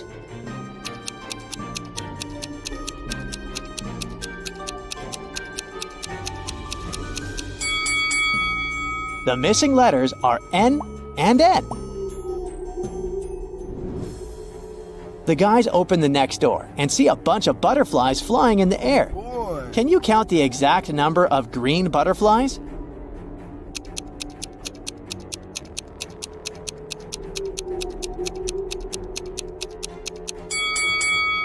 Seven. Yeah! Now let's see if you can count the number of pink butterflies.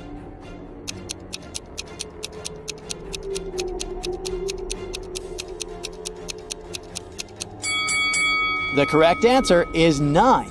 Oh my god. Finally, the guys get out of the haunted house. They take 2 pictures for their social media. Can you find 5 differences between them?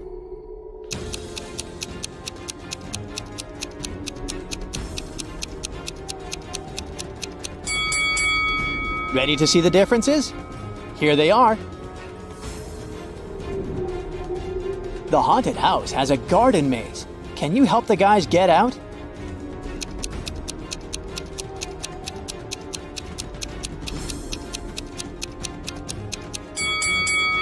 They should definitely choose the first route.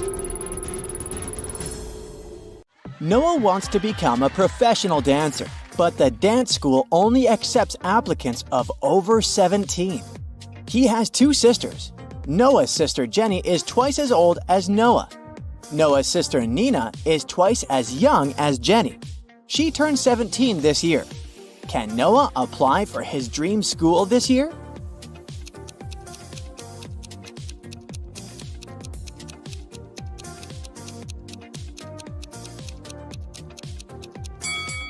Yes, he can. Noah and Nina are of the same age because they are twins. So Noah is 17 years old. Noah wants to look good during his entrance exams, so he goes to a beauty salon. One of these hairdressers is an imposter. Can you guess who?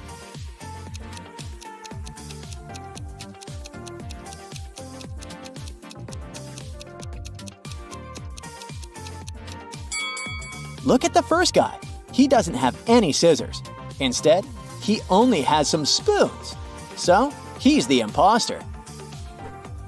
Noah's haircut is ready, and now it's time for rehearsal. Noah arrives at his dance studio. But unfortunately, he can't open the door. Someone changed the 6-digit password on the combination lock.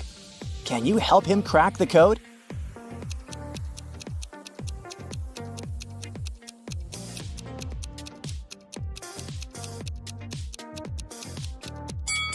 Take a look at the graffiti on the door. These letters are hints. If we replace each letter with its number in the alphabet, we'll get the code 231911. Problem solved! Noah enters the studio and faces 4 people in creepy costumes. One of them isn't human. Can you figure out who?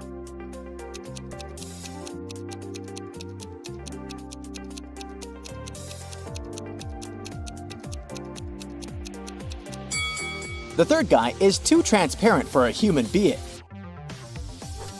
Noah's dance teacher enters the room and the class begins. Can you spot anything suspicious?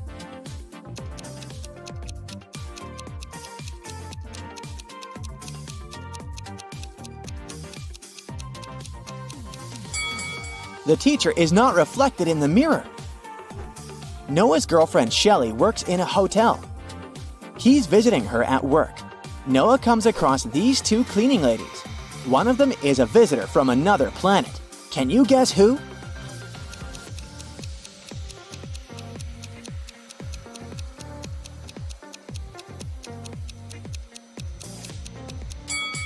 Take a look at the lady in green. Her vacuum cleaner is unplugged, but it works. So she's the space stranger. Noah returns home and says hi to his siblings. One of them is in danger. Can you guess who?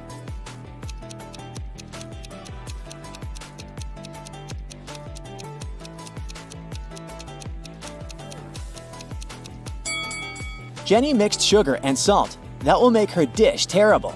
Not a big deal, but Nina is painting her clothes. She's wearing a facial mask instead of a respirator mask. Her nose, mouth, and eyes are not protected at all, so she's in danger.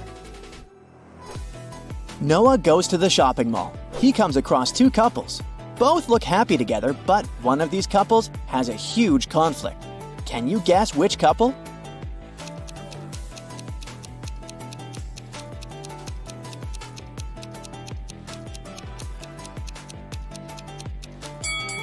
This blonde lady holds a knife very close to her partner, but she just wants to buy it. The other lady looks charmed, but her partner hides poison behind her back. So they are the unhappy couple. The next morning, Noah arrives at the dance school to pass the entrance exams. He faces 5 judges. Can you spot anything weird here?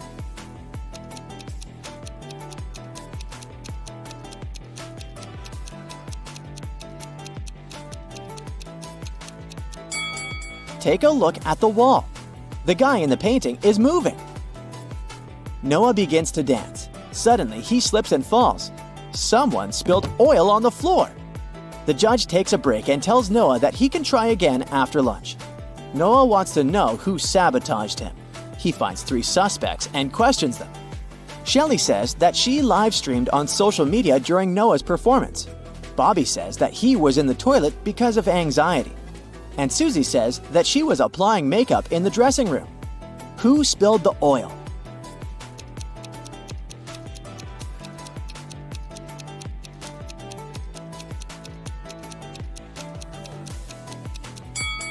Take a look at Susie's makeup bag. There's an empty bottle of olive oil among her beauty products. Busted! Noah performs brilliantly in front of the judges and gets accepted into the school. He goes to a restaurant to celebrate. The waiter brings him something special. Can you guess what just by looking at this rebus?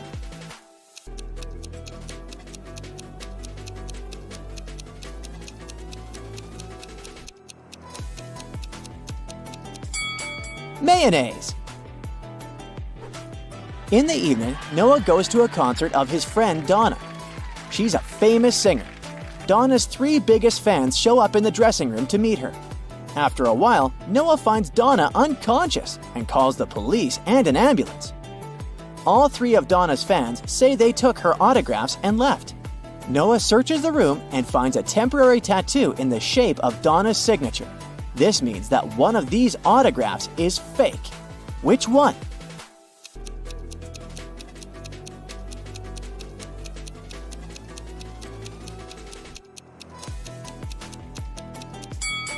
The autograph on the First Lady's t-shirt is mirrored.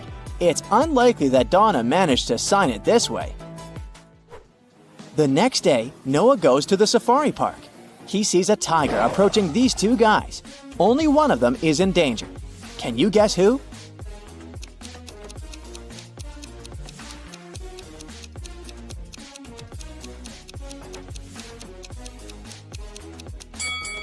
The guy on the left. He's a tourist who's too busy to notice the tiger. Meanwhile, the right one works here. He has a badge, a protective hat, and a lasso, so he should know how to deal with tigers. It's Noah's first day at dance school. He enters the building and faces this scene. This guy loves her so much. Why did he push her?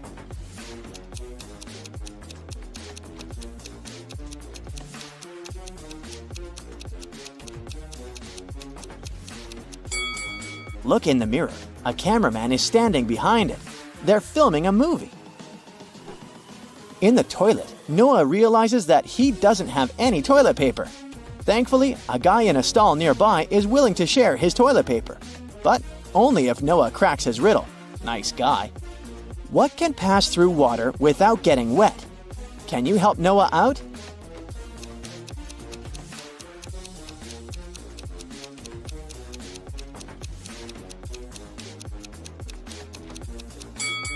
The correct answer is light.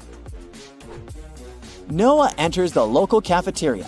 Harry, Aurora, and Carrie are drinking coffee.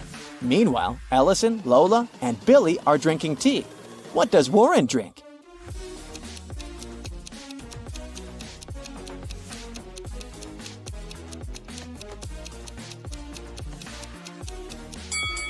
There's a pattern here.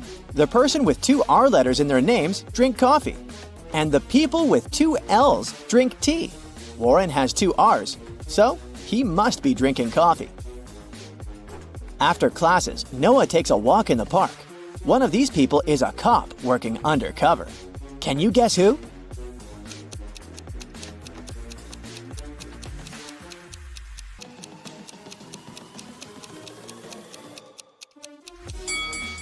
This lady. She's wearing a police badge. Noah returns home and realizes that his puppy is missing. The policeman arrives quickly. He searches the area and questions 2 neighbors. Ryan says he has his own big dog who's about to have puppies, so there's no reason for him to steal Noah's puppy.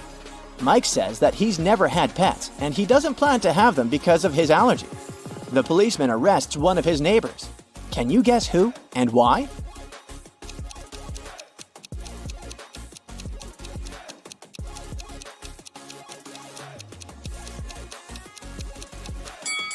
Mike stole the puppy. He has shopping bags from a pet shop in his house. Therefore, his story is fake.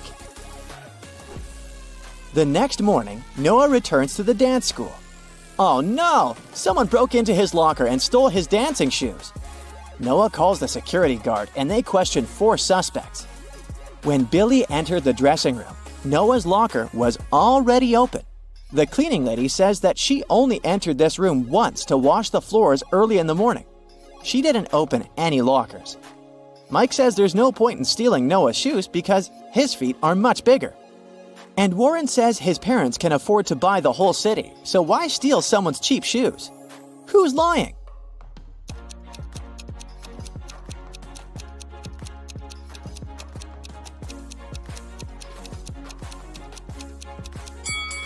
Warren.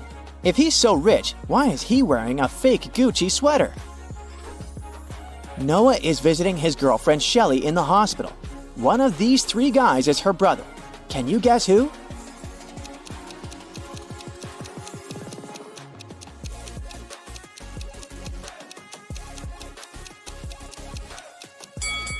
The 3rd guy is her brother. They're twins, but with different hairstyles.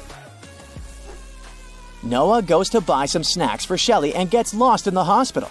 He wanders around and finds another door with a combination lock, but he has to figure out the correct 4-digit code to open it. Can you help him?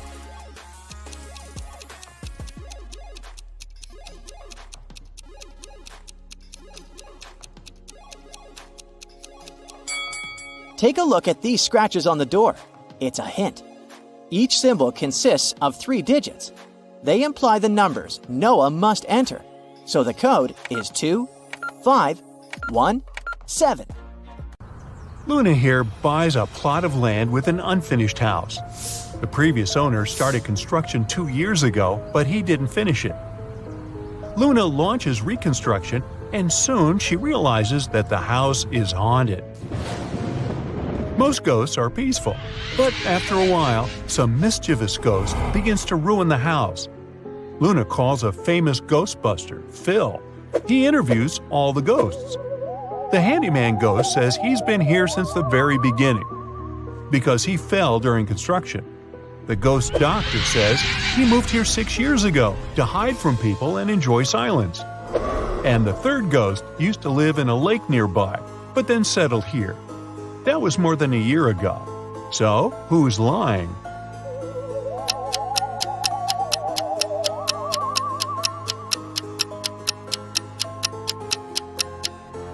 The doctor. He says he moved here 6 years ago. But the house itself was built only 2 years ago. Case solved. The local music school is haunted by the ghost of an opera diva. Phil arrives, explores the school, and questions 3 witnesses. The teacher heard the singing from the basement the other day. She went there to check, but it was empty. Nellie, the student, says that he saw the singing ghost in the hallway. And another student, Sam, saw her in the toilet. After hearing their stories, Phil is sure that the students pranked their teacher. Why?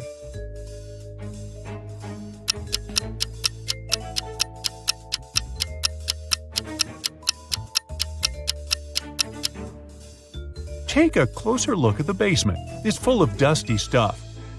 But this smart speaker isn't dusty, which means it was brought here recently. Only students claim to have actually seen the diva ghost. Oh, busted! Phil gets out of the castle and receives a new call. People complain about a ghost on the local pier. Phil arrives at the haunted spot and sees these 3 ladies. Who's the ghost?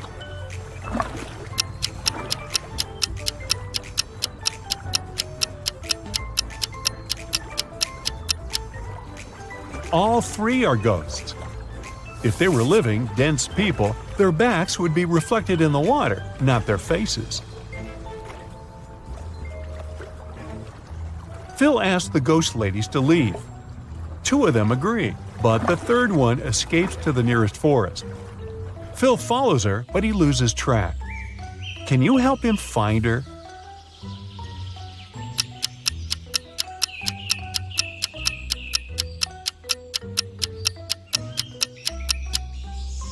She's hiding in this puddle. Phil returns home and checks his email. He receives 2 job offers from 2 different ghost-busting agencies.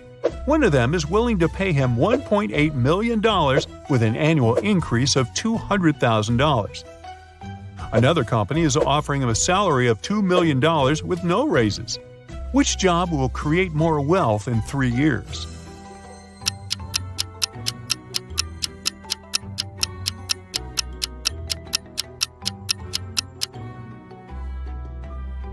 Alright, let's do the math. If Phil picks the first agency, his salary will grow to $2 million in the second year. And in the third year, it will be $2.2 million. So he would earn $6 million by the end of the third year. If he picks the second agency, the math is more simple. 3 times 20. And again, he would earn $6 million by the end of the third year. However, if Phil picks the first agency, he would earn much more in the fourth year. So the choice is pretty obvious. Phil takes the first job, but first he decides to have a brief vacation in a famous haunted hotel. Unfortunately, someone robs the hotel during his stay. The police officer arrives in the morning and interrogates 3 guests. Phil says, "Sir, there was a heavy snowfall yesterday, so I was in my room all day watching TV." Peter says, "I was feeling sick yesterday. I wasn't in my senses. How could I commit the robbery?" And Bella says, "I returned to the hotel about 10 minutes ago. I don't know anything about the robbery." The officer figures out who committed the robbery right away. What about you?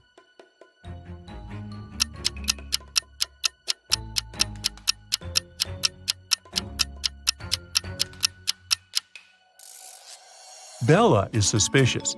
She says she returned 10 minutes ago. But there are no footprints outside the hotel except for the officer's footprints.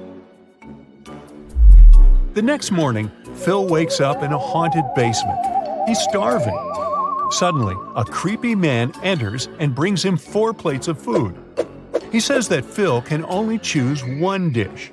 What should he choose?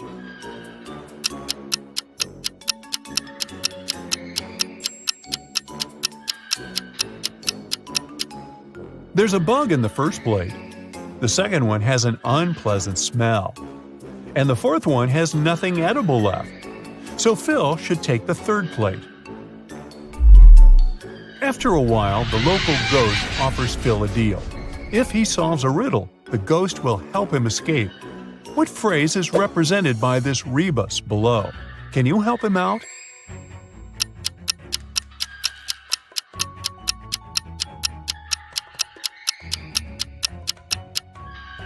It means, "I am surrounded by enemies."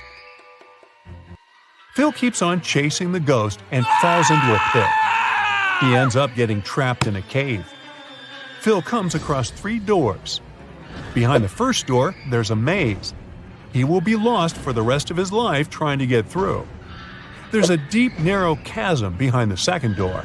If Phil steps in, he'll fall into it. There's a zombie behind the third door. He loves feasting on humans.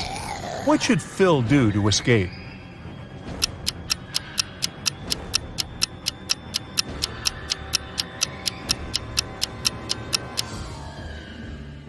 He should open the second door, then open the third one and quickly hide behind the first door. The zombie would assume that Phil entered the second door and start chasing him. The zombie will fall into the chasm, and Phil will be free to go through the third door. Phil gets out of the trap and returns to the city. He's walking down the street. Suddenly, a pretty lady approaches him and asks to call the police. Someone stole her bag that had millions of dollars. Phil questions her about the thief. She says she was walking down the street when a guy came running from behind. He was wearing gloves and a face mask. He snatched the bag and ran away. She couldn't even see him. Phil asks, "How come you have scratches all over your face?" She replies that she tried to catch him and he scratched her cheek with a golden ring. It was on his right hand. Phil immediately understands that her story is fake. Why?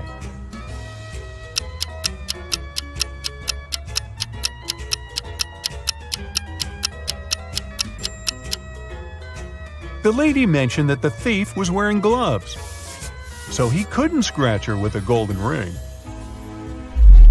Phil arrives at his new office. His colleagues give him a big welcome cake. He leaves it in the office fridge to drink tea together during lunch hours. He opens the fridge again and sees that someone bit his cake.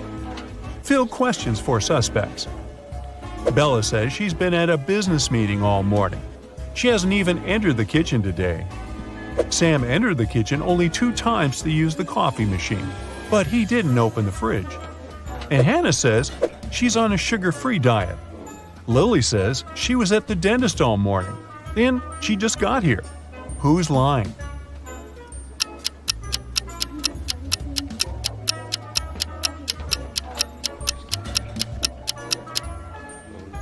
Sam. Take a look at the coffee machine. The sign says that it's broken. Therefore, his entire story is fake. Phil's client sends him 2 pictures of a creepy haunted house. Can you spot 7 differences between them?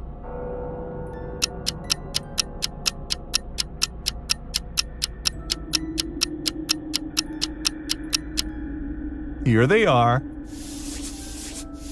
Great job! The next day, Phil goes to check an abandoned castle. He gets trapped in a room with 3 doors through which he can escape, but each way hides some danger. There's a zombie behind the first door. Behind the second door, there's a hungry wolf, and a spooky ghost is waiting behind the third door. Which door should he choose?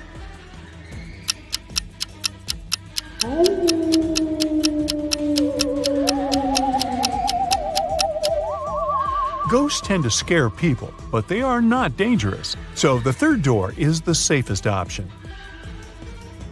Phil finds himself in a hallway.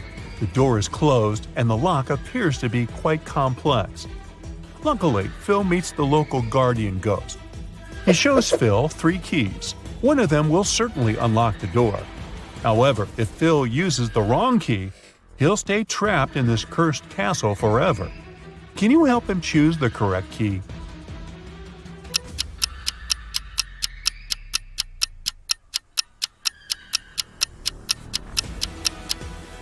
Only the second key fits perfectly.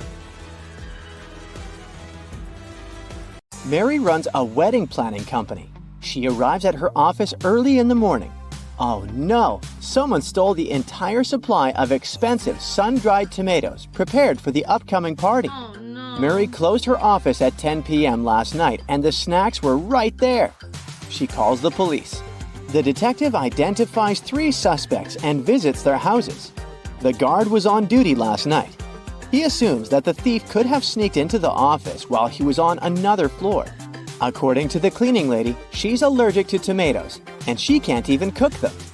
And a hairdresser who works nearby claims that she closed her salon at 8 p.m. last night and went home right after that. Who's lying?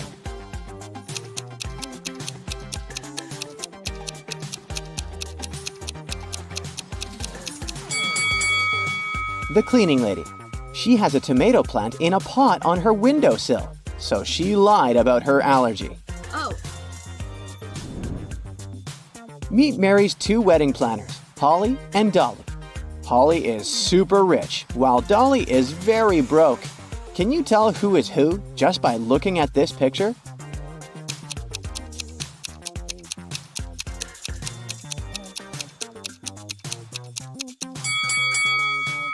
Take a look at the lady on the left. There's a lot of junk food in her fridge. Meanwhile, the one on the right has less food, but it's healthy and expensive. She chooses quality over quantity, so she must be Holly. And the other one is Dolly. Oh. Mary is scrolling her social media and comes across these 2 pictures. One of these families are billionaires. Can you guess who?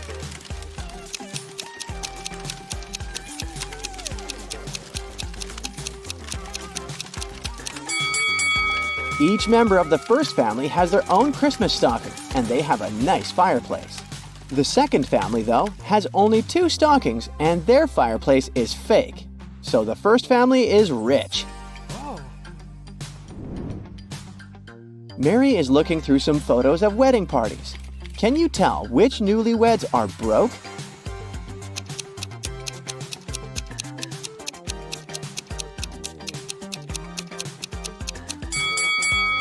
The second picture depicts some silky bows and expensive snacks.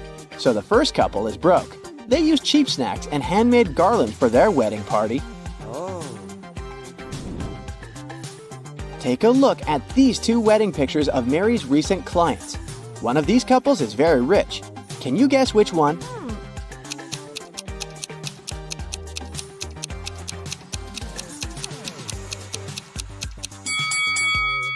The first couple rented their outfits. That's why the sizes don't quite suit them. Oh. Meanwhile, the second couple's outfits are more casual, but they're neat and expensive. Mary is visiting an expensive clothing store.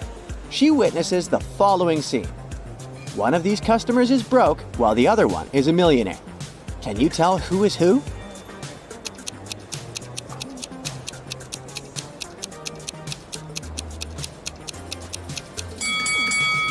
The first guy is broke. That's why he hesitates and feels shy while asking about this expensive t-shirt. Meanwhile, the rich guy feels free to ask questions about prices because he can afford everything. But he still wants to know why it costs so much. Reasonable. Oh my god. Mary is having lunch at her favorite diner. At the next table, she spots two pretty ladies. One of them is super rich. Can you figure out who?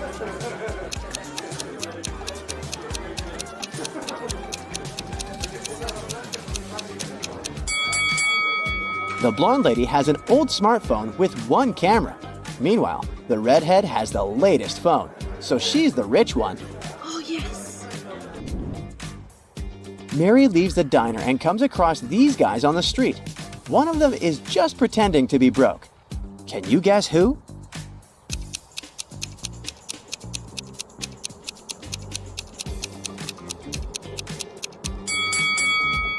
It's this guy. He's wearing an expensive smartwatch. Mary enters a supermarket. 3 pregnant women are standing in the line. Can you figure out who's super rich?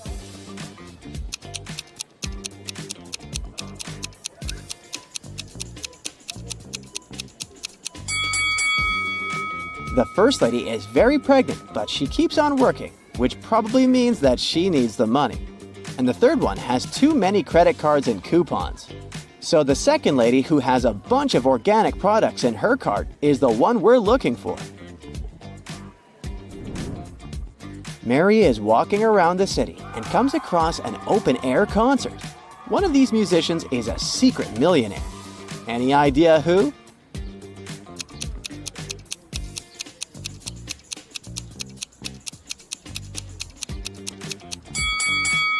This lady, she's wearing diamonds under her simple outfit. Oh yeah. Mary brings a box of chocolates to the office to treat her coworkers. The box had 57 chocolates, out of which all but 17 were eaten. How many chocolates are now in that box?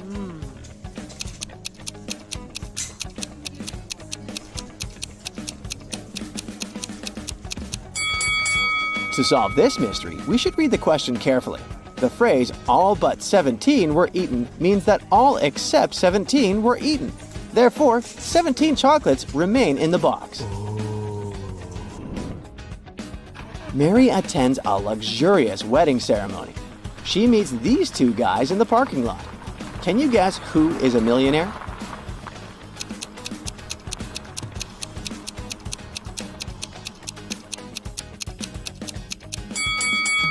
This guy is a taxi driver, while the second one owns a sports car. So he's a millionaire. Ah.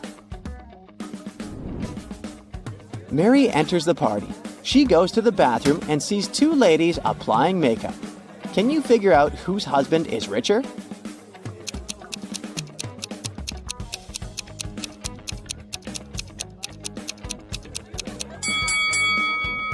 The woman on the right is using fake Gucci makeup. Therefore, the one on the left must have a richer husband. Oh my Mary takes a seat next to three guys. They want to impress her and start bragging about their money. Richard has just closed a 6-figure deal, so he's planning to buy a new penthouse. Harold has just returned from a round-the-world trip. He invites Mary to join him next time. And Anthony claims that his family owns a huge corporation, so he has never worked a day in his entire life. One of them is lying. Can you guess who?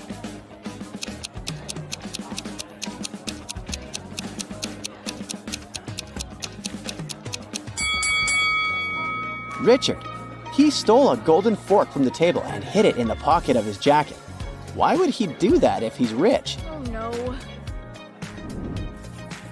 Mary gets an emergency message from the kitchen. Someone ruined the wedding cake. She goes there and interrogates 3 suspects. The chef says, "I left my workplace for 5 minutes to go to the toilet. When I left, everything was fine. When I returned, disaster." The cleaning lady says, "I washed all the dishes in the kitchen. I had no time to even look at the cake." And the waiter says, "I was dealing with one annoying guest, so I didn't pay attention to the cake. Sorry." Who's lying?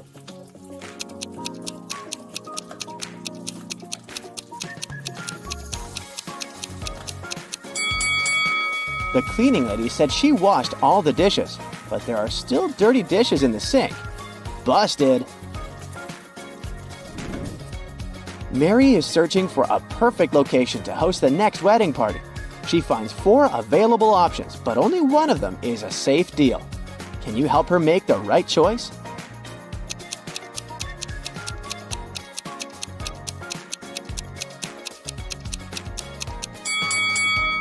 The first restaurant looks chic and fancy, but there are cockroaches on the ceiling. Ew. According to the info box, the second location will be built in the next century, but it looks pretty ancient, so it's probably a scam. Oh. The fourth restaurant is nice, but it has leaking pipes. Oh no. Thus, Mary should choose the third option. Yes! Mary goes to see the location. She explores the basement and gets lost. Oh my god. Mary finds herself locked in a room without windows or ceiling. Oh god. The room starts filling up with water pretty fast. The walls are 15 feet above the floor. But Mary can't swim. There are 3 objects in this room: a wooden barrel that is 3 feet tall, a 4-foot-high bike, and a 5-foot-long rope. Mary is 6 feet tall. Can you help her find a way to survive?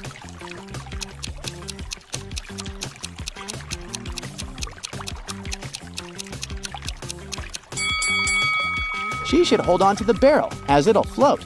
When the water rises enough, she'll be able to climb over the wall. Okay. The landlord offers Mary a huge discount if she cracks his riddle. A rich house and a poor house are both on fire. In which house will the police fight the fire first? Mary nailed it right away. What about you?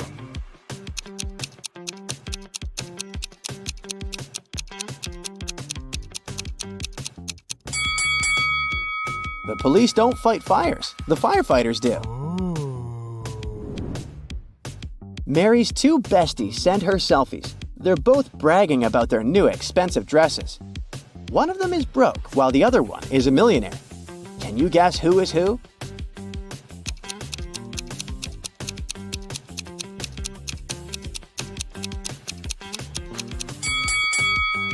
The second lady is broke. She has a Chanel logo on her clothes, but she didn't remove the price tag. So she probably just took this picture at the store and left without buying it. Oh. It's been a long day. Mary's finally heading home. Suddenly, she sees these guys on the way. Oh. Can you spot a rich guy among them?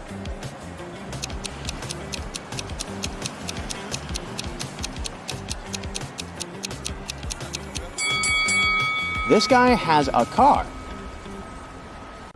Daisy returned home and noticed that someone had broken into her apartment and stolen her diamond necklace.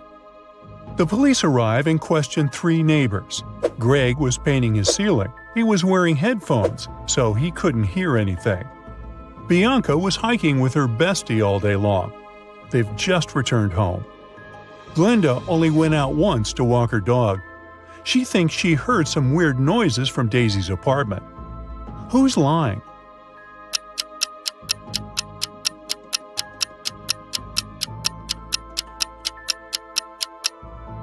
Greg, take a look at his ceiling.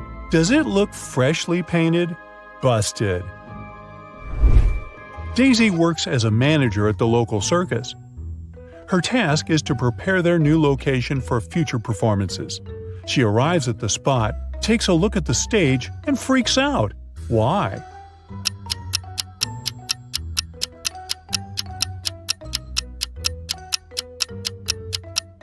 Take a closer look at the sign. It says citrus instead of circus. Daisy goes to her favorite cafe to have lunch. There, she sees these three people.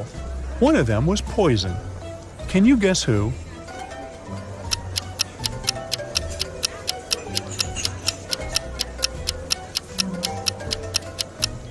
The third guy didn't even touch his cappuccino. He must be just sleeping.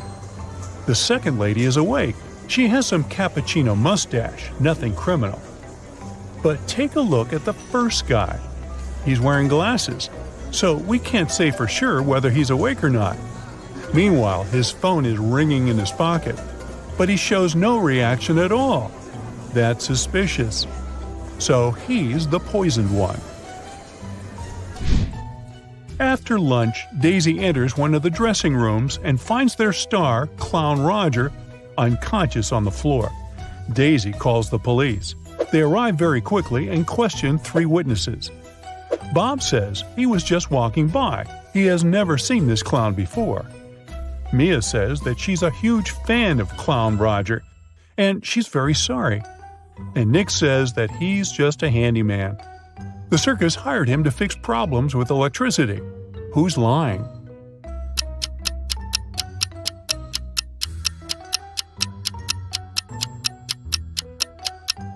Bob. He said he had never seen this actor, but he's wearing a t-shirt which has a print of Clown Roger's face. So Bob must be his crazy fan. Daisy visits another star of the circus, Dave. He's a talented acrobat. Dave has just received a mysterious basket of candies with a letter. The sender is unknown. The letter says, "Dear Dave, thank you very much for your talent. I really like you. Let's go out sometime. Best wishes."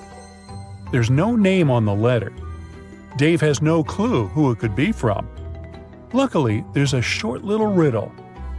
3rd of August, 4th of February, 2nd of May, 3rd of December, and 6th of October. Can you help him crack the code?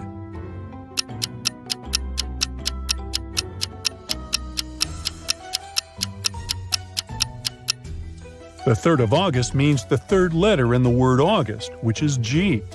The fourth letter of February is R. The second letter of May is A, and so on. So the name of Dave's secret admirer is Grace. The circus company throws a corporate party. They ask all employees to wear some Halloween costumes. So Daisy heads to the shopping mall to get herself one. But they only have 3 options to choose from: a witch outfit, a mermaid costume, and a vampire costume. Can you help her make the best choice?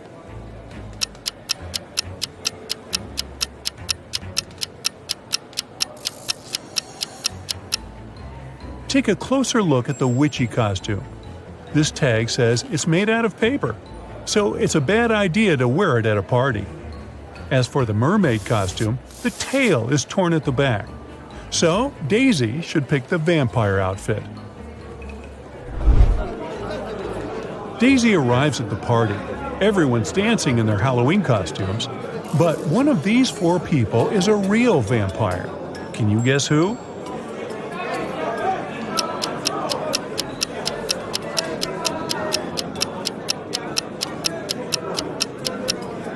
Let's see.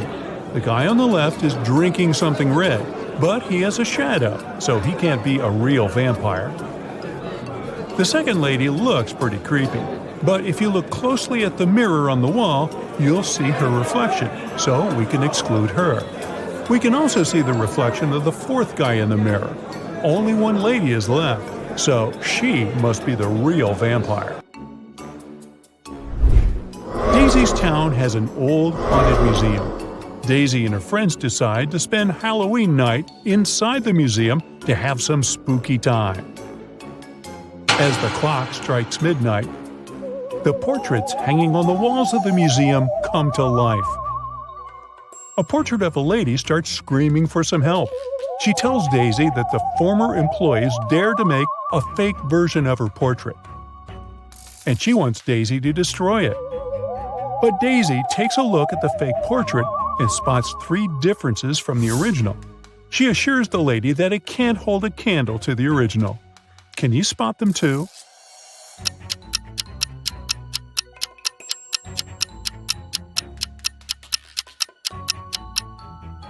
The lipstick color, the pendant, and the ribbon on her hair are all different. Then Daisy goes to the cafeteria to grab some snacks. There are 3 options only. Which one should she choose?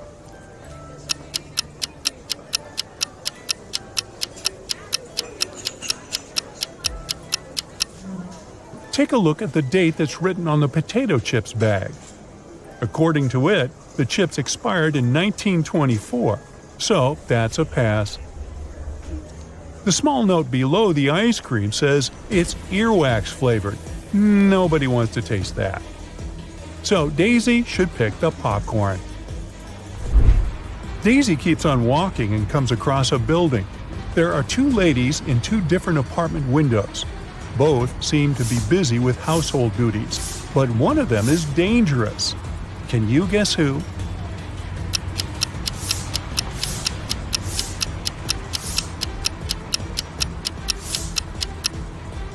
The second lady is just getting rid of pests. There's nobody in the room and she's wearing a mask. But take a look at the lady on the left. There's an open bleach bottle next to the food she's cooking. Ew, no thank you. Daisy keeps on walking and faces something curious. It's a 5-letter word that is under you. If you remove its first letter, then it's over you.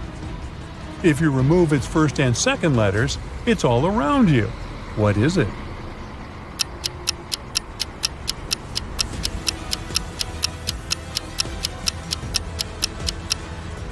It's just a chair.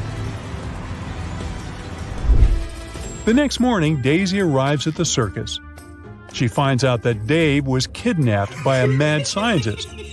He locked Dave in his lab in one room and put a zombie in another room. Daisy arrives at the lab to rescue Dave. She sees these 2 doors with 2 signs. Only one of them tells the truth, and another one lies. The sign on the first door says, "Dave is here and the zombie is in the next room." And the sign on the second door says, "The zombie is in one room and Dave is in the other." So, where's Dave?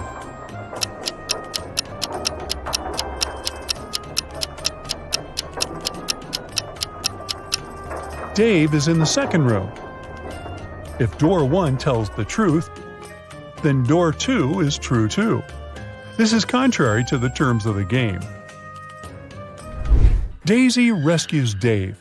They escape through a long corridor together.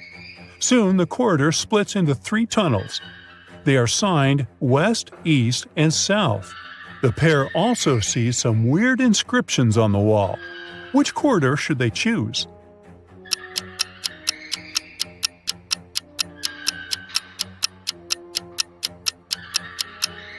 Daisy and Dave should tilt their heads and look at the inscription upside down. This way, it reads South. The guys keep on walking and find a door, but it's locked. They need to enter a 4-digit password. Luckily, there's a hint nearby. It's a note that has 4 images. Can you help Daisy and Dave crack the code?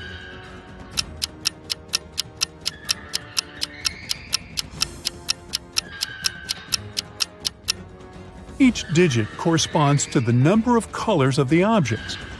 This clover only has 1 color. The Santa hat has 2, the banana has 1, and finally the rainbow has 7. So the code is 1217. Daisy and Dave open the door and escape from the lab. They find themselves in the middle of an island. The guys hit the road and drive to the pier, where they face these 3 bridges leading to the mainland. Sharp rocks and glass cover the first bridge. The second one is swarming with venomous snakes. Hot orange lava is boiling on the third road. Which route should they choose?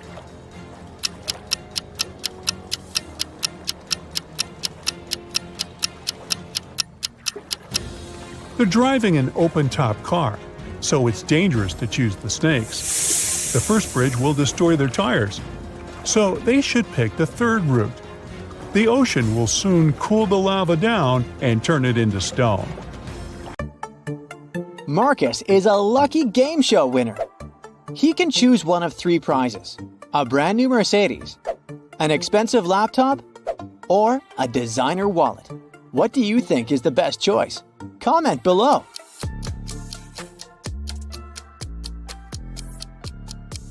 Look at this Mercedes. The logo is crooked. The car must be fake. The same goes for the wallet. This logo is supposed to be written in a different way. That's what the real logo looks like. But the laptop seems to be okay. The logo is correct. So, Marcus should probably opt for this device. On a rainy evening, Megan came home and found that someone had eaten her chocolate bar. She asked her sisters whether one of them had done it. Maria said she'd been working out in her room and hadn't left it the whole day. Amelia said she would never eat someone else's chocolate. And Emma answered that she'd been outside, watering plants in the garden. She'd just come home herself. Help Megan find out the truth and share your ideas in the comments. It must be Emma. Why would she need to water plants outside if it's raining? Kayla was staying at a hotel in Paris. One day, someone broke into her room and took all her expensive stuff. The police had 3 suspects. Alan said that he had been trying to pour himself some coffee downstairs, but with his arm in a sling, it had been extremely tricky. Marie told the police that she had been at the reception trying to solve some issues with her shower. And Bruce said that he had been sleeping. Help the detectives figure out who's guilty and leave them a message in the comments. Alan broke into Kayla's room. Look at his cast. He's wearing it over his sweater. It must be fake. Detective Morton has received wedding pictures of 2 newlywed couples from a client. He knows that both couples got married on the same beach in the Maldives. It's famous for its beautiful sunsets. But one of these couples is indeed very rich, while the other is broke. For some unfathomable reason, the detective client wants to know which couple has money. If you figure it out faster than Morton and write your answer in the comments, the detective will probably have to give you his badge.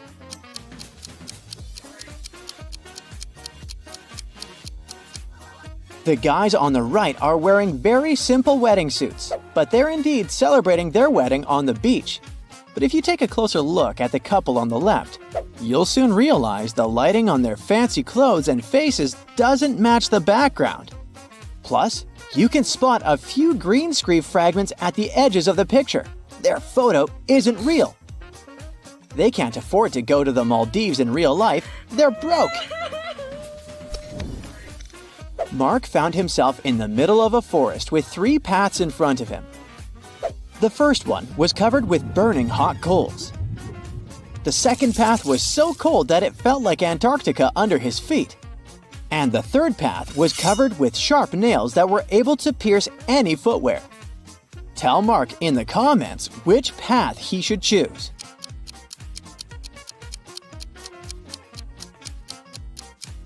The guy should pick the third path. All that ice is bound to be gone soon since it's too close to hot coals. Adam was driving home late at night when he noticed he was about to run out of gas. He stopped at a gas station to fill his gas tank and buy some snacks. Inside, there was a cashier and another customer dressed in black. When Adam came up to the employee to pay, she told him $505. Adam paid, went outside, and called the police to report an emergency. If you have any idea why he did so, comment below.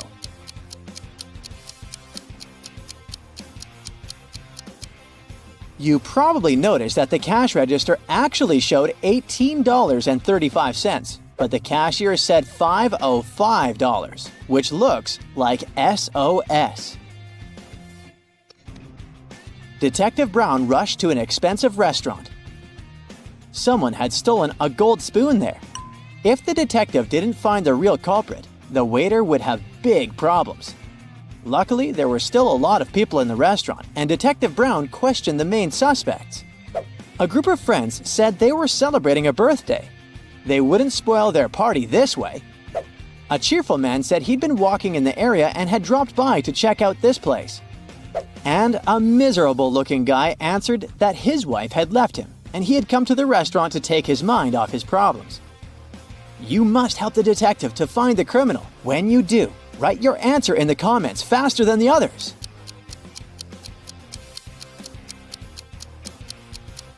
The second man lied. He'd said he'd been to the restaurant for the first time, but look, he's wearing a hat with the restaurant's logo. Gotcha! Adam's car broke down right in the middle of a deserted forest road. But the worst thing was that it was winter, snowdrifts were huge, and the wind was freezing cold.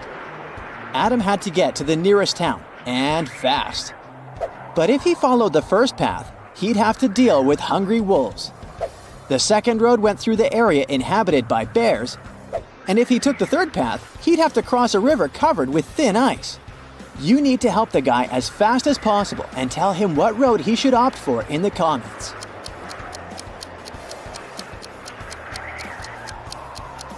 Adam should sneak through the bear's territory. These animals usually sleep in the winter. Liza was a millionaire's daughter. She was fed up with her father trying to control her life. After he told her one day he'd found a fiancé for her, she decided to run away from home. The girl knew her father would send his people to bring her back, so she never stayed in one hotel for more than one night. Once, she found herself in a small town. It was getting dark, and she had no choice but to stop at the first hotel she saw. The receptionist said that her room number was 910 and offered to show her where it was. Liza immediately grabbed her bag, ran out of the hotel, jumped in her car, and speeded away. If you can write in the comments the reason for such a weird reaction, you deserve the title of the true detective.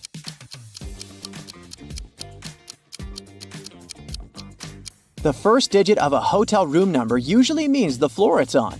Room 910 is supposed to be on the 9th floor, but look at the hotel. It only has 3 floors. Young fashion designer Bruno was preparing for his first show. He was a bit anxious, so he took a break to steady his nerves. But when it was time for him to present his collection, no one could find him. In an hour, a security guard saw him in the bathroom, lying on the floor. Someone had hit him on the head.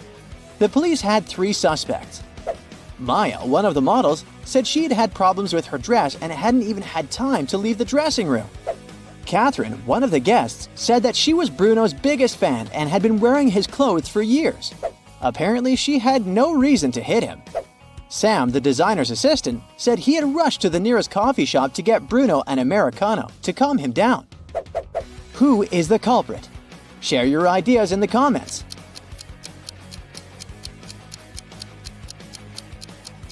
It was Catherine.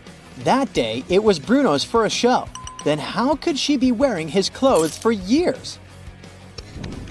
Richard had a collection of beautiful paintings. One day, while he was away, his favorite one got stolen. The police suspected one of Richard's neighbors. Nicole said she'd been out of town. She returned home just an hour ago and was so tired after a long drive that she immediately went to bed.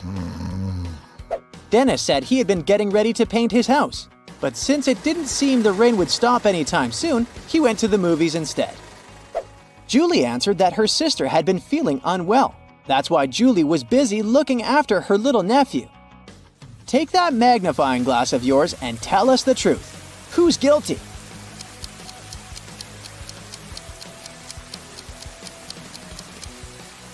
It was Nicole. It had been raining for the whole day. If the woman had returned home just an hour before, the road under her car would be wet. Kai gets a new job as a lab assistant. He arrives at work early in the morning.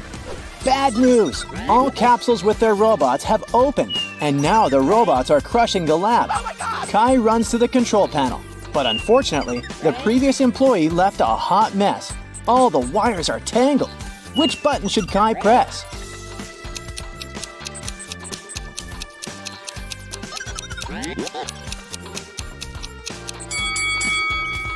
Only the blue button can be helpful because it will stop all the robots.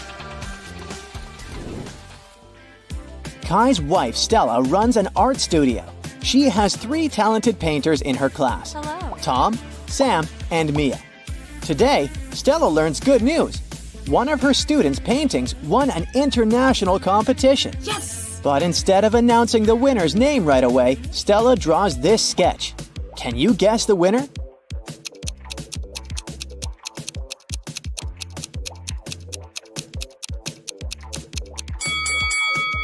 Stella encoded a hint in her sketch. If we take the first letters of these 3 words, we'll get the name Sam. Kai and Stella reunite to go to sleep. A loud sound wakes them up in the middle of the night. They hide under their blankets. After a while, they dare to look out and see a werewolf.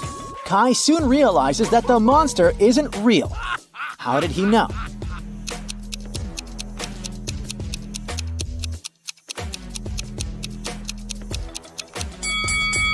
Look out the window. It's not a full moon today. Oh. Kai arrives at the lab and finds out that his boss, Richard, had been attacked. Richard was working on a very important chemical project with 3 assistants, Agnes, Allison, and Amelia. Police officers examine the crime scene and discover a spoon in the hand of the unconscious scientist. Why would Richard hold a silver spoon? Soon, Kai cracks this hint, and the officers arrest the criminal. How did they know?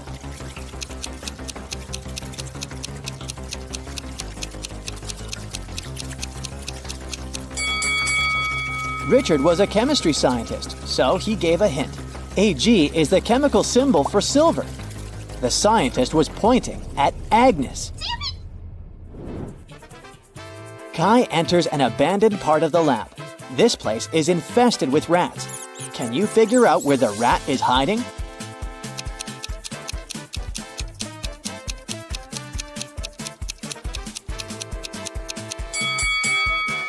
Over here. What about these teapots? Where's the rat?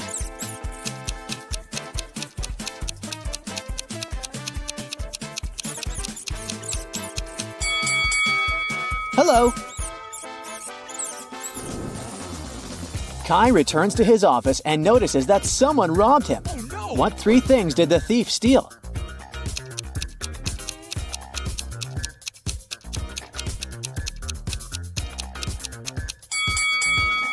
Here they are.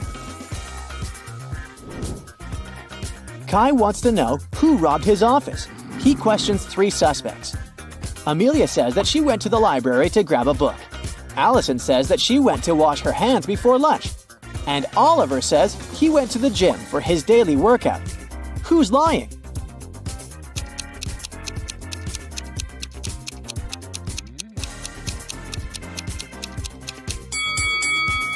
Allison couldn't wash her hands. Take a look at the announcement. There's no water in the lab today. After work, Kai takes a walk in the park. This elderly lady lost her husband. Oh my lord. Can you find him among these guys?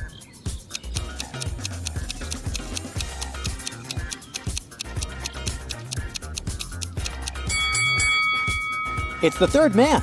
They have identical stickers from Paris on their bags, so they probably traveled together. Kai enters a new candy store. It has just opened in his neighborhood. Unfortunately, someone robbed this place last night. The police are having a hard time because security cameras haven't been installed yet. They find 3 main suspects living in this area. All 3 have recently been released from prison. Alex just got free. He hasn't left the house yet, and his security camera footage proves it. Mike says that he's got a new job. It's very exhausting, and sometimes he wishes he'd rather be in prison. And Kevin has recently broken his leg, so he doesn't leave the house because he doesn't have any money for any crutches. Who robbed the candy store?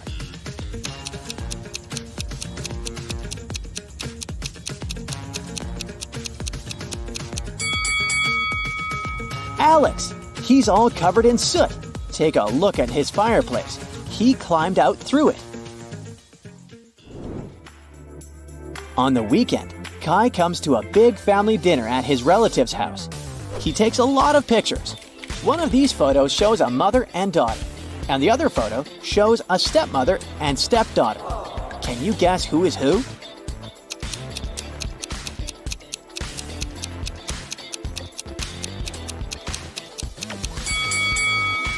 The first woman has the same mole under her eye as the daughter. They must be blood relatives. So the second lady is the stepmother. Kai and Stella are chilling on the beach. Kai goes swimming alone. After a while, he returns and finds Stella unconscious on a sun lounger. Kai calls the police and doctors. They figure out that Stella was poisoned. The officer investigates the crime scene and Stella's stuff. Can you help him find anything suspicious?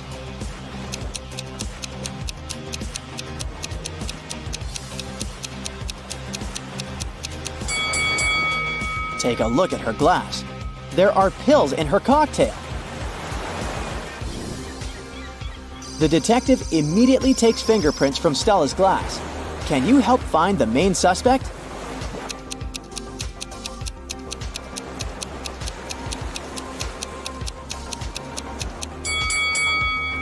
Why did the photographer touch her glass? That's suspicious. Kai and Stella return home and realize their cat Fluffy is missing. They question 3 neighbors. Vivian says that she didn't see any cats and she's allergic to all the animals. That's why she stays away from them. Helen says that she has no reason to steal their cat because she has her own. Donna says that she was painting her fence and saw Fluffy for a moment, but the cat ran away very quickly. Can you figure out who's lying?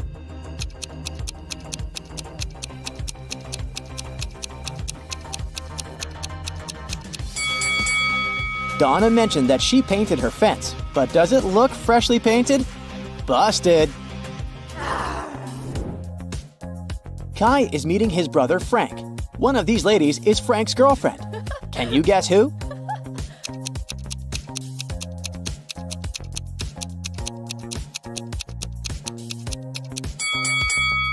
The lipstick marks on Frank's neck are exactly the same as the first lady's lipstick, so she's his girlfriend. The next morning, Kai arrives at the lab. Wow! Someone left a weird gift box on his desk. Kai opens it and finds a cute teddy bear. The box isn't signed. Kai wants to know who did it, so he questions his coworkers. Amelia says that she didn't enter Kai's office today. Oliver says that he's afraid of soft toys.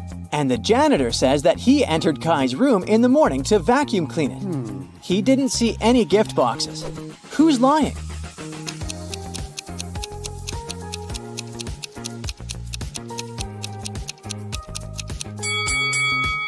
Oliver. Take a look at his own desk. There's a couple of soft toys there, so his story is fake. Kai goes shopping and buys 2 items. A hat and a scarf cost $110. The hat is $100 more expensive than the scarf. How much does the scarf cost?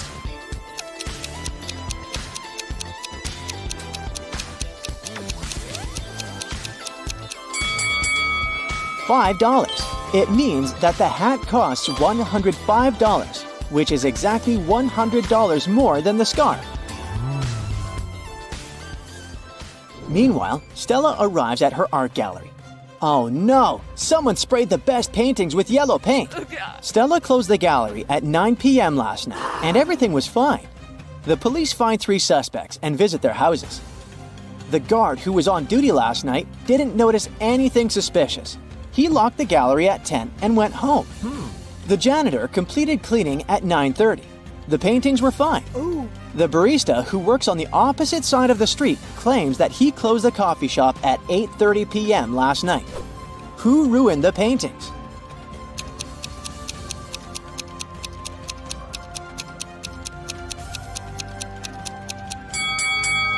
Take a closer look at the guard's trash bin.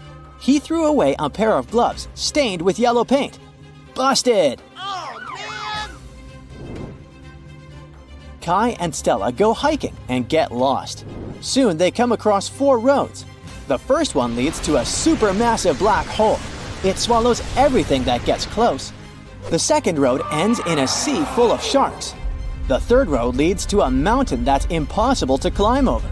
And the fourth road ends in a bottomless abyss. Which road should the guy take?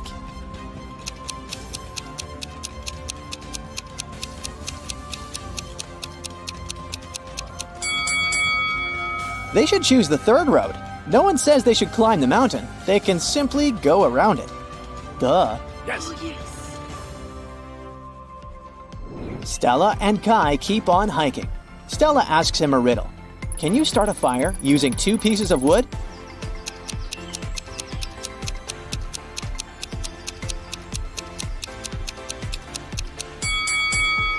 Yes, make sure one of them is a matchstick.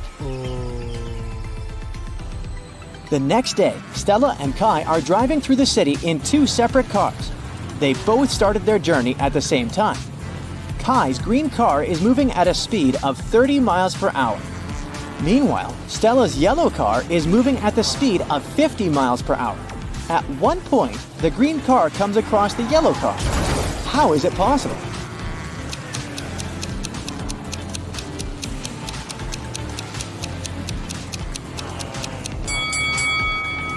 The cars are traveling in the opposite direction. Alex and Jordan are in grave danger. They both find themselves stranded on a deserted island. They've been without food or water for over 4 days now, and probably won't last too much longer. Take a look at these images. If you have any clue which one of them will get out of there alive, let us know.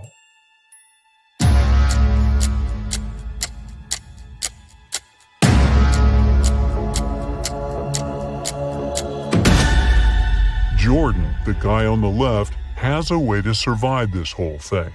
He's taking shelter under a coconut tree. He can simply open up the coconut and he'll have some food and water to get him by until some rescue team shows up. Matt, Zach, and Brian booked a helicopter ride for a day. As soon as they took off and were flying above the ski resort, they saw 2 ladies in danger. But since they only had 1 seat left in the helicopter, they could only help one of the girls. Take a look at them.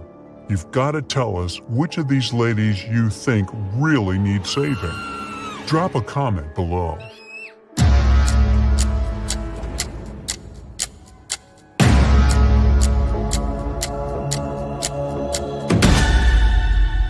It's the lady on the left, hanging on the top of the cliff. She can fall at any moment. The other lady can slide down the slope without her skiing poles, that's for sure. It's time to see the dentist again. Both Nan and John have appointments to get rid of their cavities. What they don't know is that a maniac criminal has kidnapped one of the dentists and is passing as him. Take a look at the images. Tell us below who you think should run out of that office ASAP.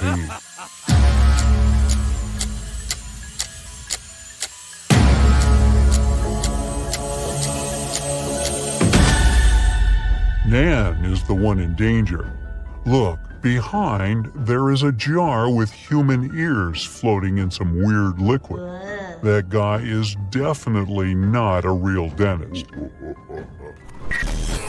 motorbikers are riding down the street at full speed. One of them is about to hit a crossing where a lot of school kids pass, and the other is doing tricks like putting his hands up in the air. Use your intuition here and tell us who is in real danger.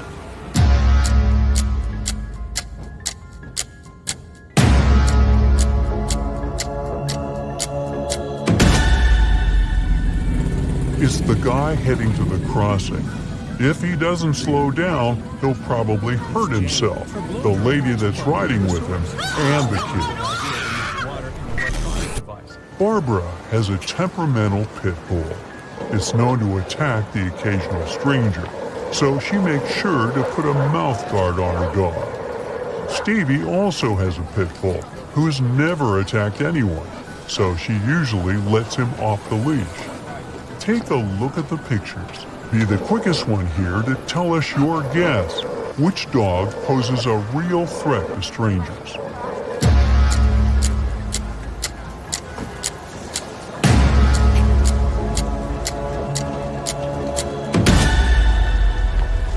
It's the dog without the leash, of course. Animals are too unpredictable, and just because he hasn't attacked anyone before doesn't mean he won't. Pat should be considered a national hazard. He puts himself and others in pretty dangerous situations while being completely clueless about it. In the first case, he's lighting a match while there's gasoline spilled on the floor. In the second case, he's holding a sword pointed at a young lady. Take a good look at the pictures and give your best shot guessing who's in more danger.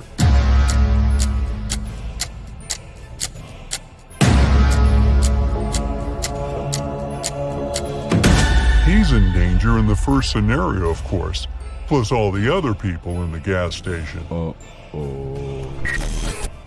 Jane was running late for her date, so she decided to blow dry her hair while she was taking a bath. Jake was so stressed from work that he decided to take a relaxing bath while finishing his work for the day. Hurry, give us your take below on who is probably going down the drain on this one.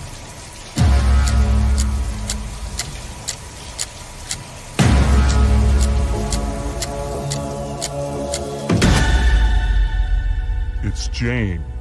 Her blow dryer is plugged into the source, and it's never a good idea to mix water and electronic devices, right? Jim and Andrew were taken to the hospital for an operation the same day a burglar escaped prison. They had no idea, but one of them was in a life-threatening situation. The burglar was planning on stealing all their belongings once the anesthetics kicked in. Take a look at this bizarre scenario and give us your 2 cents about this debacle.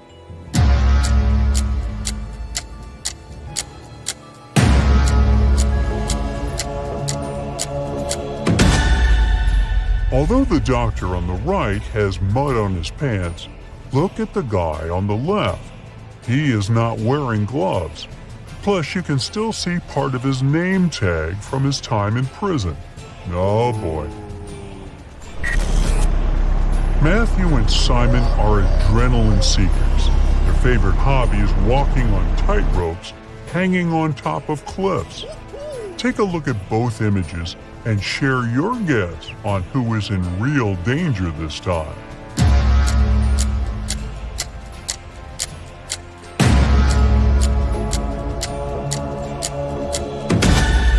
It's Simon, the one on the right. Although Matthew is having a hard time to find balance, he is securely fastened. But in Simon's case, he forgot to clip himself to the rope. So if he loses balance for just one bit, he'll fall down and go boom. Oh no! Patricia and Lillian are also into some radical sports. They decided to go bungee jumping in New Zealand, but one of them is in grave danger. Take a look at the images and don't hesitate to share your answer with us below.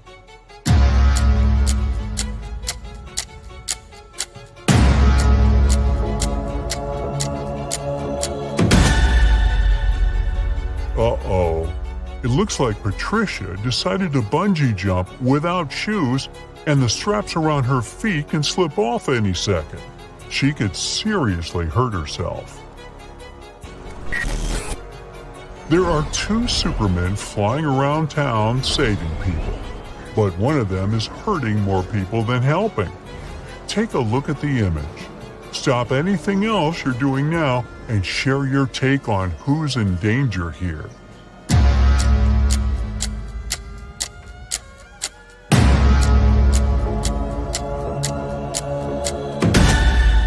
The guy on the right, he's not a real Superman. For starters, the S on his suit is the other way around. Plus, he's got some blood on his hands. I don't even want to know why. Lily and Matt were traveling around Asia and decided to book a spa appointment. They had no idea what they were getting into, but one of them might actually be in grave danger. Take a look at the images and find the imposter before it's too late. Don't keep the answer to yourself, though. Let us know below.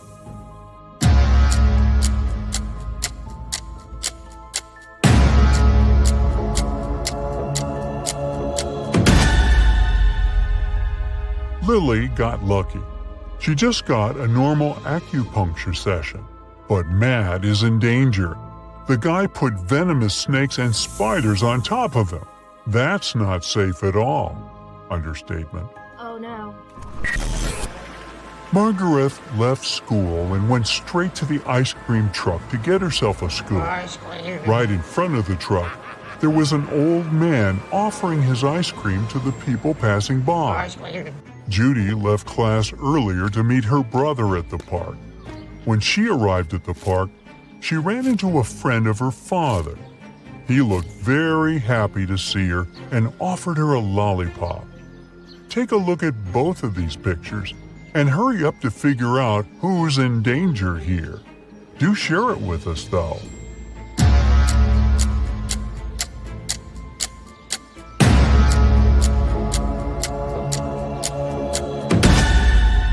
None of the girls are in danger, but the guy offering a lollipop to Judy is in grave danger. There's a snake trying to coil on his legs. That's never a good sign. Sam was late for work, so he decided to take a shortcut that went through the train tracks. Becky was feeling kind of sad, so she decided to go for a walk around the same area. What they didn't know was that the new electric train didn't make any noise, and it was passing by around the same time they were crossing the tracks. Put on your detective hat and figure out who is in real danger here.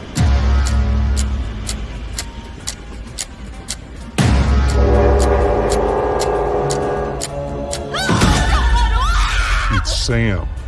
Becky has her sunglasses on, but she can see the train coming. Sam has really dark bangs covering his eyes and is wearing headphones. He probably won't be able to detect the train is coming.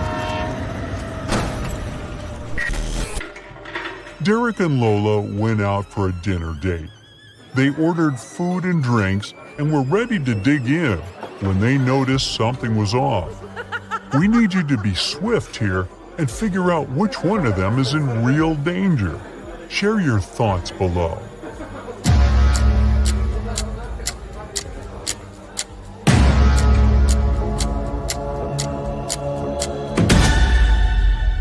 It's Derek. His soft drink looks a bit too greenish, don't you think? Oh god.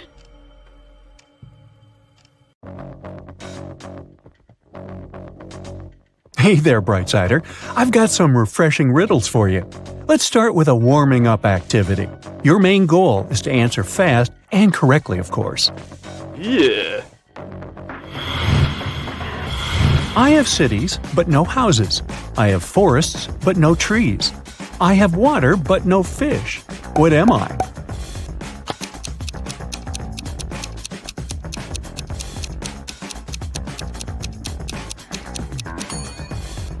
Right.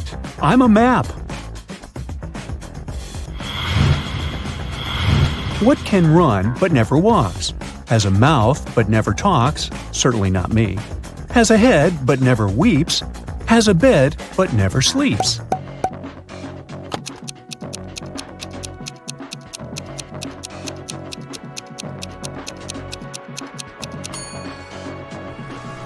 It's a river. Did you guess it right?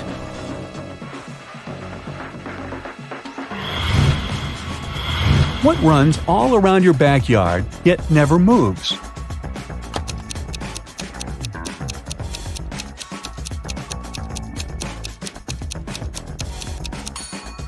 Psst, it's a fence.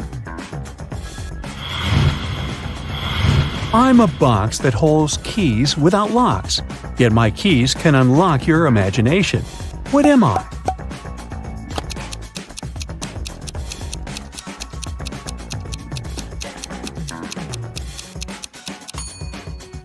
A book.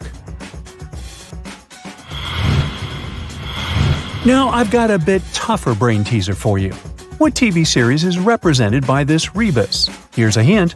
The first, third, and fifth names are there only to fill space.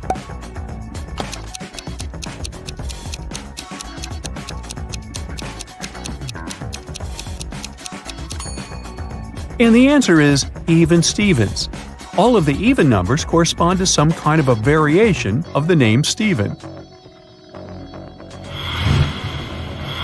Now, which letter comes next in this sequence? You can pick from the following letters: L, V, Y, T, or D.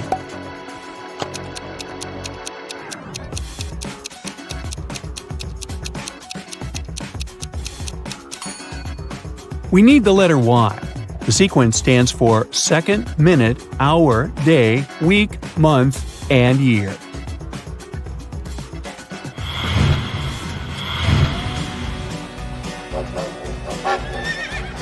A cowboy rode into town on Friday.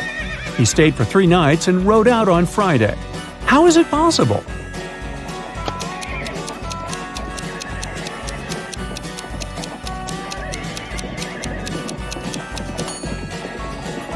His horse's name was Friday. 6 children have been measured. Turns out Weldon is taller than Delia, but shorter than Zena. Leisha is taller than Benito, but shorter than Delia and Weldon. Benito is not the shortest. Can you put the kids in order of height from the tallest to the shortest one?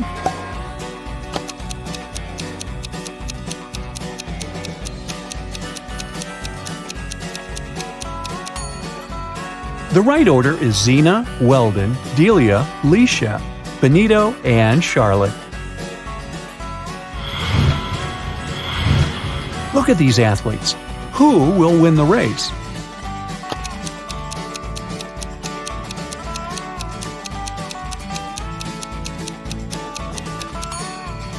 The left shoe of the guy on the right is untied, so he isn't likely to be the first one to get to the finish line. The guy on the left seems to be really exhausted, so he can't be the first one either. Meanwhile, the guy in the middle looks really confident, so he has the highest chance of winning this race. Now get ready for a nice logic puzzle. You've been invited to a party at Charlie's house, but you've never been there before. The guy has 7 friends who live nearby. They've given you a map showing all their houses as well as Charlie's house and provided you with the following information. Daniel: I can't see Benita's house because Greta's house is in the way. Adam: I live directly, but not diagonally, across the street from Daniel. Benita: Elena's house is to the west of my house. Elena: I have to cross 3 streets to arrive at Franco's house. Al: I live east of Benita. Can you figure out which house is Charlie's?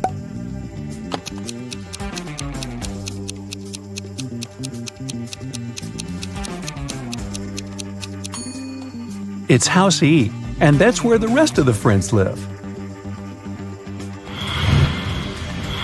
On April Fool's Day, a teenager decided to play a prank on his parents. He replaced salt in 3 out of the 4 salt shakers with sugar and left messages on each of them. Shaker A: this is salt. Shaker B: this is salt. Shaker C: this is sugar. Shaker D: The salt is not in shaker B. If only one of these inscriptions is true, which shaker contains salt?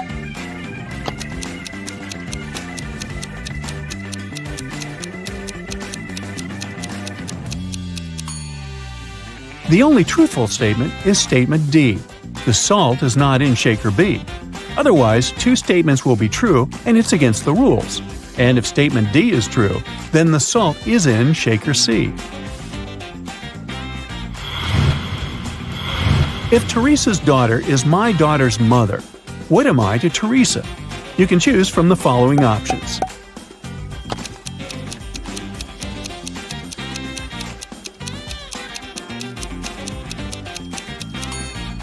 The correct answer is, I'm Teresa's daughter. You see, in this riddle, you, the reader, are Teresa's daughter. That's what you are to her. How come? Well, if Teresa has a daughter who is also the mother of your daughter, you are Teresa's daughter. Now let's break it down in a different way.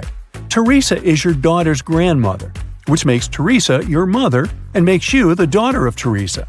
The tricky part is the multiple choice answers. You might have tried to figure it out as if you're an additional person to the riddle, when in fact, you're inserted into the riddle from the get-go. If Teresa's daughter, which is you, is my daughter's mother, what am I to Teresa? The answer is already there. A cat is out on a hunt, and a mouse is hiding from the predator. Can you spot the mouse before the cat does?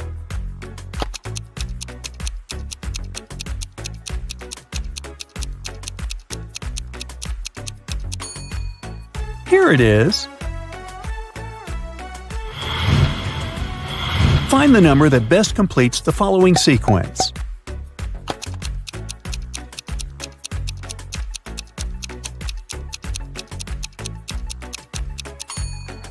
This number is 16 because each next number adds 1, 2, 3, 4, 5, and 6 respectively to the preceding number.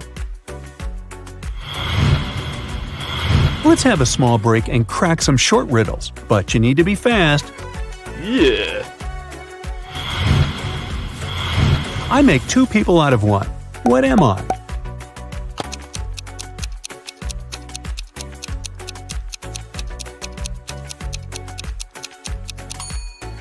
A mirror. What comes once in a minute, twice in a moment, but never in 1,000 years?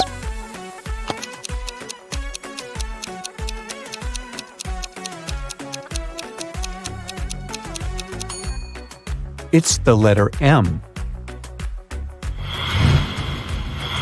What's more useful when it's broken?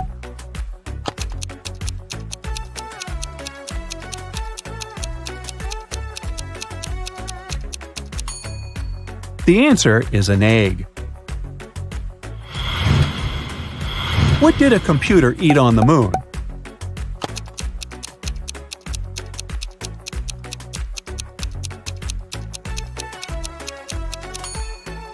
Space bars. Oh. Now look at this picture and try to figure out which figure doesn't belong here.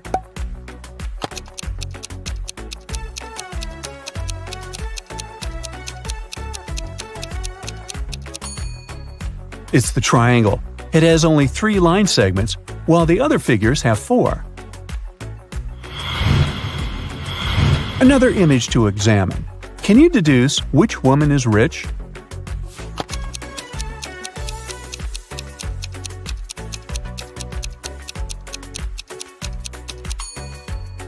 Sarah's watch is fake. Look at the way the name of the brand is written, Versace. Pam's gold bracelet looks very old and has scratches all over it. At the same time, Jessica's wearing a real Tiffany bracelet. Mr. and Mrs. Anderson wanted to celebrate their wedding anniversary. They were going to organize an extravagant party and invite hundreds of guests. But Mrs. Anderson was worried about all the expensive stuff they had in their villa. The couple decided to invite a detective to look after the guests. And indeed, in the middle of the party, the detective noticed a thief. Look at the people gathered in the garden and try to spot the criminal.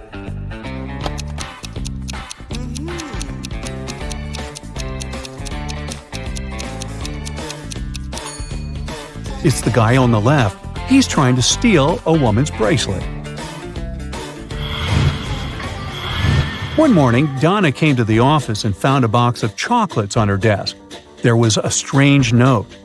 October 7th, May 3rd, August 1st, January 3rd. Can you help Donna understand who presented her the sweets?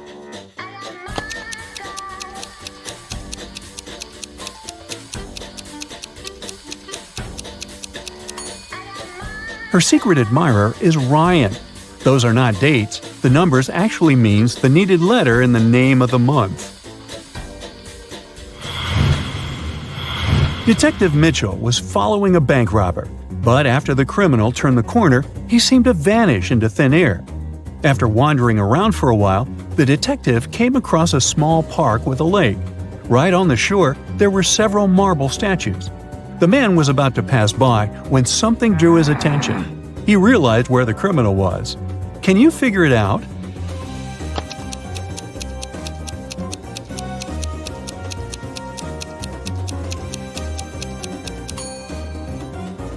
One of the statues is looking at its watch. It's the bank robber.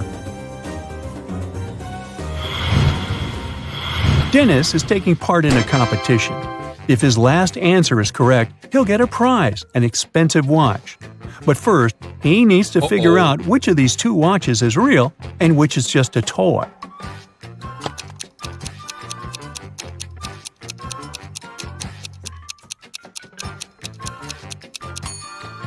The watch on the left is a toy.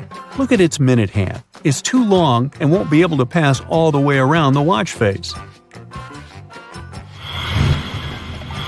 Lisa worked as a teaching assistant at a college.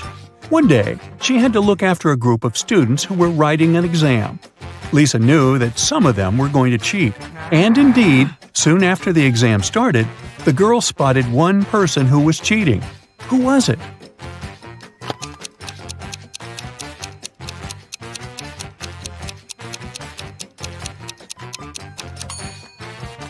The guy in the back of the classroom.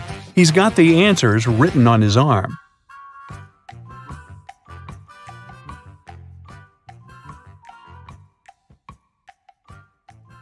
Bob went scuba diving for his birthday. He got to see the rich marine life of Florida's ocean. But when he was down there, he hit his head on a coral reef. Now, it turned out that Bob was fine, except for the fact that he had lost a bit of his short-term memory. When he arrived home, there were 3 beautiful women waiting for him. Hey, it was his birthday. They all claimed that they were his wife. Well, take a look at the image. Can you help Bob figure out who is really his wife?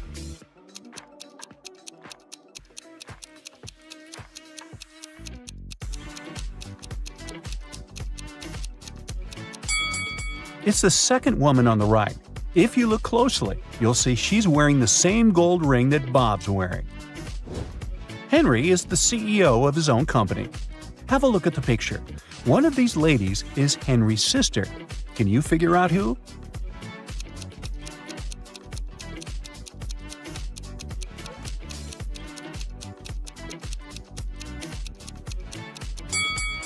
Although he's looking at the woman on the right, his sister is on the left.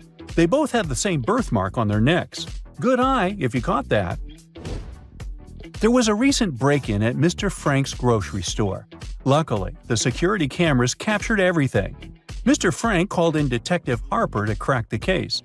Harper noticed one small but very important detail that solved the mystery. Take a peek at the images Detective Harper reviewed. Can you figure out who the thief is?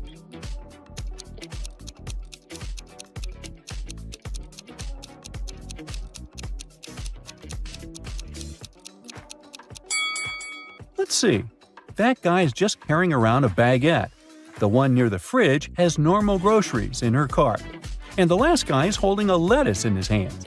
But hey, take a look at the lettuce. It has such a weird shape. In fact, it has a banana inside of it. That guy was trying to sneak out with a banana and a lettuce. He's the thief, definitely. And a weird one. It's finals week at Crestwood Academy, and the tension is sky high. Check out the classroom and see if you can figure out who's cheating.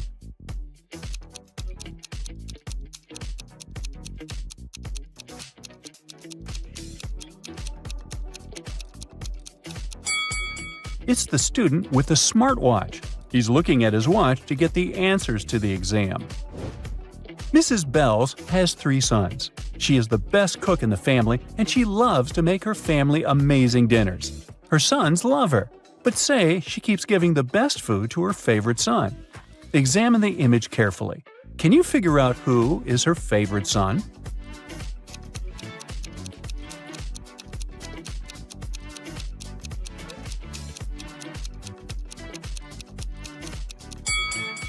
It's the one in the middle. While all the other boys have a food plate in front of them, the little guy in the middle is already eating dessert. She gave him the best first. Bibi, Jenna, Miriam, and Jackie were called to the CEO's office for a meeting. It started to rain just before the meeting, and one of the ladies got in at the last minute. Their shoes got wet, and they stained the boss's carpet. Take a look at the image. Can you figure out who stained his carpet?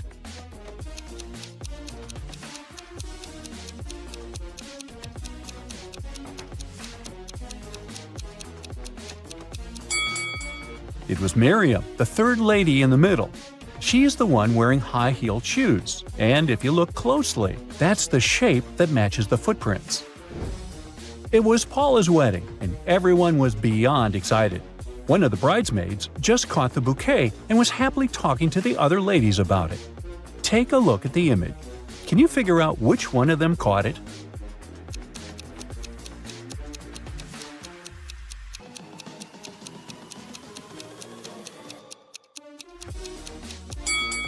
It's the lady on the left.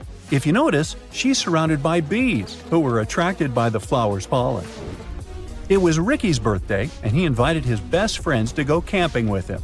The weather was perfect, so they decided to get a group picture next to the lake. Take a look at the picture. Can you figure out which of these two people are a couple?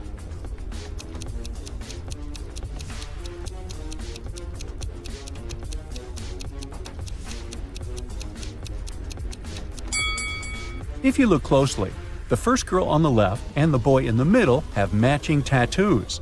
They have a cute little heart tattooed in different parts of their bodies. They're definitely a couple. Sarah is getting married, and she invited her bridesmaids for a dress fitting. One of the bridesmaids is pregnant, though. Can you figure out who?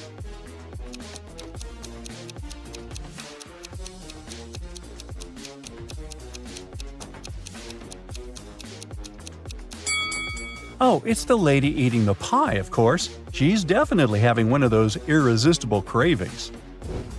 Sandy and Priscilla met for afternoon tea, and one of the ladies took Jake, her younger son, along.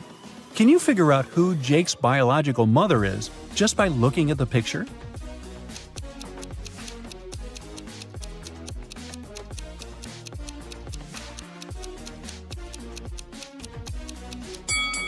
It's Sandy, the woman on the left. She's got the same hair color as Jake. Jenny's living large, and Lana's just scraping by. Take a look at the snapshot of both of them in their apartments. Can you tell who's who?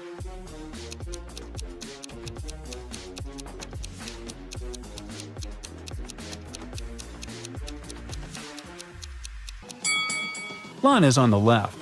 Even though her place looks pretty stylish, all the decor still has the price tags on it.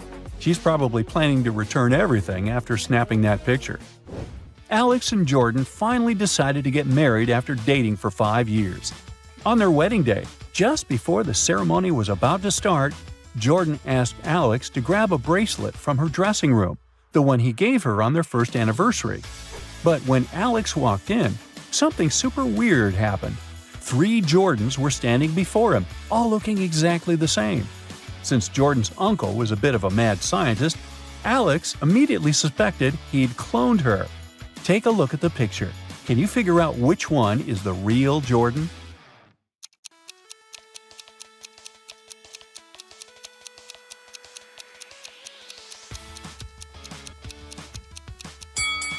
It's the third one. She's got the same bracelet that Alex always wears. Looks like Jordan's uncle forgot to clone that small detail. Alfie told Jen he'd been assigned to a top-secret mission in a remote desert. Just couldn't keep it secret, I guess. Super excited about the opportunity, they decided to try out a long-distance relationship. Jen asked him to send lots of photos, and he did. But after seeing the pics, Jen realized something was off and called it quits. How did Jen figure out Alfie was cheating?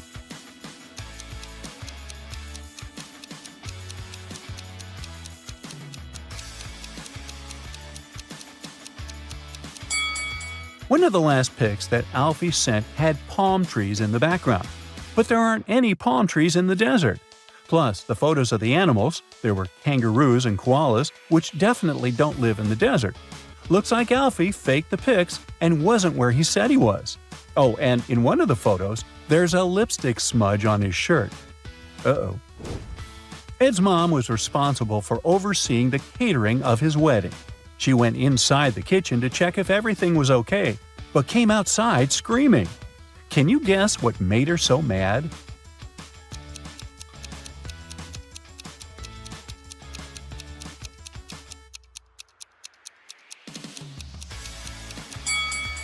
Look at the top of the cake. There are 2 statues of creepy-looking elves instead of the bride and groom.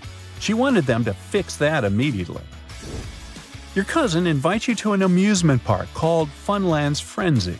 When you arrive, the ticket seller says there's a rule you must figure out before you can enter. They give you a few clues. At Funland's Frenzy, there are roller coasters, but no bumper cars. There is cotton candy, but no popcorn. There is pizza with cheese, but not pizza with sausage. Can you figure out the rules of Funland's Frenzy just with this info?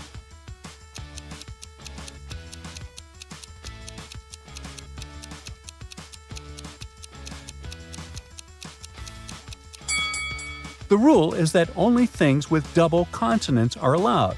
So, cotton candy, roller coasters, and pizza are in, and the rest are out.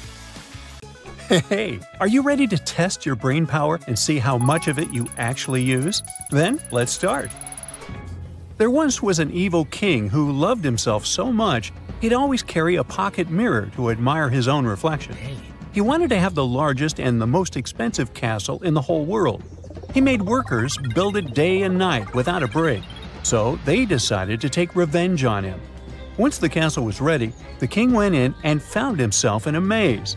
There were 3 doors, and he had to pick one to get out. Behind the first door, there was a hungry monster that could take the life of anyone who looked at it. Behind the second door, there was a shaky bridge over a chasm that was easy to fall into. And the third door opened to a massive fire blocking the way. So, what should the king choose?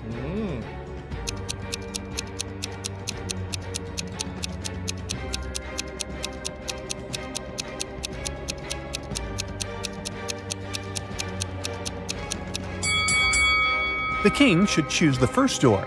He can use that mirror he has to reflect the monster's gaze. Voila! The monster is gone, and the king can pass easily. Sandra has just moved into a new apartment, but she's in trouble already. She saw 2 people break into the apartment next door. She knew for sure she had just one neighbor, and he was a circus performer. Oh. Sandra called the police, but since none of the men had a key or an ID on them, the police couldn't help much. They decided to figure out which of the men was lying. Can you help them?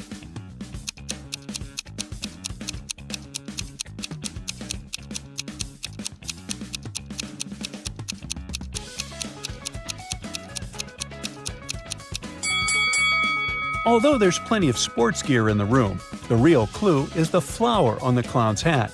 The exact same flowers are growing in the apartment, so he's the real owner. The police found a secret lab with a mad scientist living in it. He was working on a superpower potion that would help him take over the city. Somehow, he managed to escape from the lab, and now the police have to find him to prevent disaster.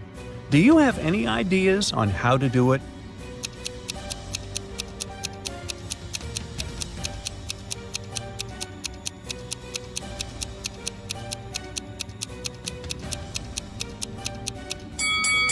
There are some flasks in the trash can. They must be the clue. And he must have left this weird gadget behind. Let's keep on searching. Here are some suspicious footprints. The mad scientist must have left them behind. Do you see him? There he is, hiding behind the car. Neil invited his best friends to his birthday party and ordered a cab for them so they wouldn't have to drive. Everyone had fun, but then it was time to open the gifts, and one of the boxes turned out to be empty. Someone must have stolen it. Oh no. Sue said, "I make more money than all of you together. Why would I steal that gift?" Nikki said, "I've just arrived, and you're blaming me for stealing something? Sorry for being late." Mimi explained, "I haven't even seen that blue box with a golden ribbon before. Who's lying here?"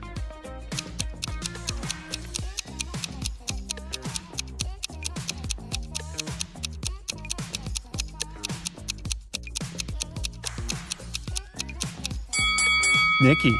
Everyone arrived in one taxi, so how could he have been late? Liza is a secret agent, and today her mission is to discover some super important papers from a little house in a faraway village. She arrived there, made sure no one was watching, and was about to enter. But there was a combination lock on the door. Luckily, there was a note nearby. Can you help Liza figure out the code using the note?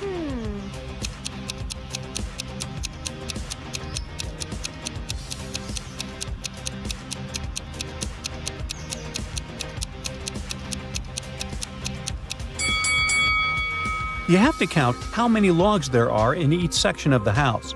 The note has the order in which the numbers must be placed. So the code is 7834. Nick has just arrived home after a weekend at the polo club with his friends. Yikes! He just saw a burglar running out of his house. Nick tried to follow the stranger, but he was way faster, so Nick couldn't catch him. But he noticed the burglar was running towards the construction site nearby. He must be pretending to be a construction worker. Which of these guys is an imposter?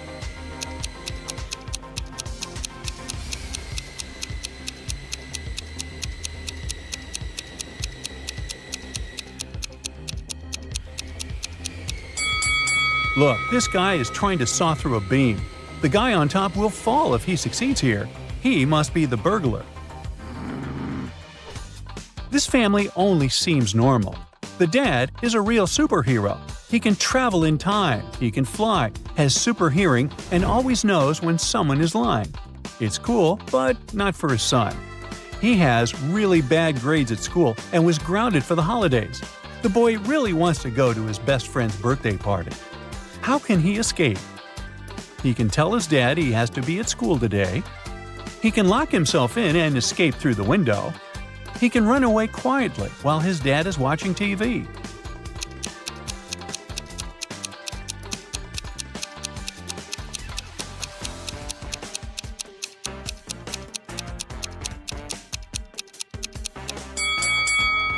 His dad will know when the boy is lying, and his super hearing will help him notice if his son is trying to run away. So, the only way out is through the window. Someone stole a famous masterpiece from an art gallery. 3 people were inside at the time of the crime: the head of the gallery, a maintenance person, and a visitor.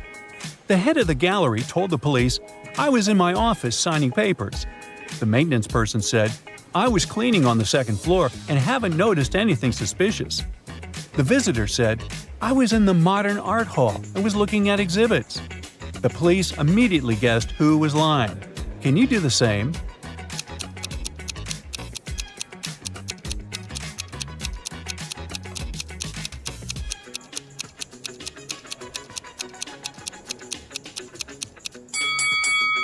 It was the maintenance person. The gallery doesn't have a second floor. In a big company, an important contract went missing. 3 employees became the prime suspects: the manager, the secretary, and the analyst.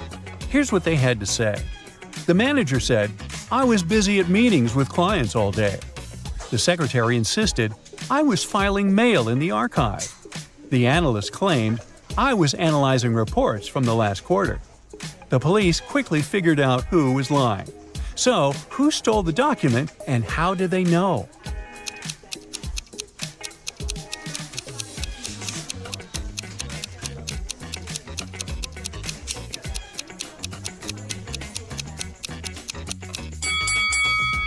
It was the secretary.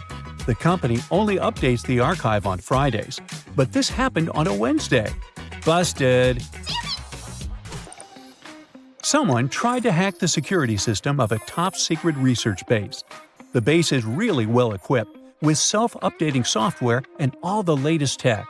3 team members fell under suspicion: the engineer, the guard, and the programmer. The engineer said, "I was checking the base's power supply, and everything was fine." The guard told the police, "I was patrolling the area, and everything was quiet." The programmer explained, "I was updating the system's software." The police immediately knew who tried to hack the system. Can you guess who it was and how they figured it out?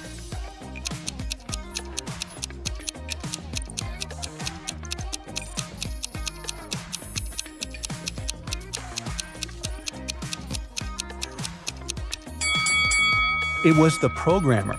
The system updates automatically and doesn't need any help with it. An experimental chemistry kit went missing at school, and there were 3 main suspects: the chemistry teacher, a student, and the school principal. Here's what they said. The teacher: "I was prepping for class." The student: "I was reading a book in the library." Principal: "I was reviewing documents about new supplies." The police immediately knew who was lying. So, who swiped the kit, and how did they figure it out?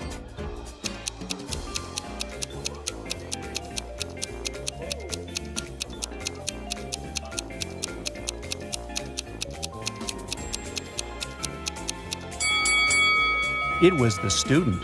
The library was closed for inventory on the day of the incident, so there's no way they could have been there. You've got 3 boxes, 1 with just apples, 1 with just oranges, and 1 with a mix of both. The problem is that all the labels are wrong. How can you fix the labels by pulling out just one fruit? Think it over.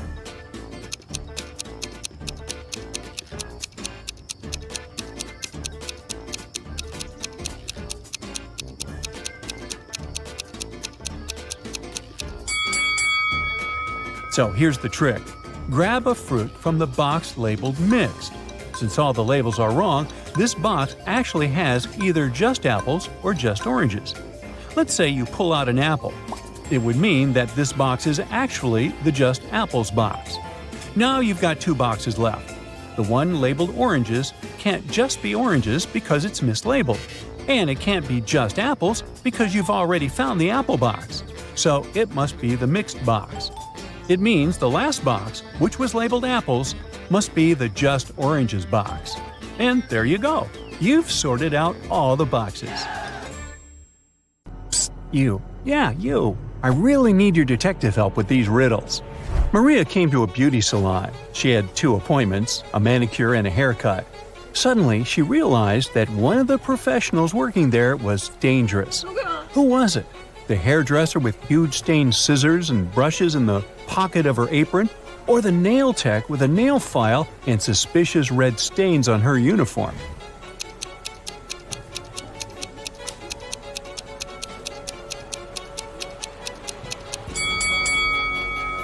Look at the manicurist more attentively. In her bag, you'll notice a knife, a rope, and a tape. She's definitely dangerous. Look at these people waiting for their flight at the airport.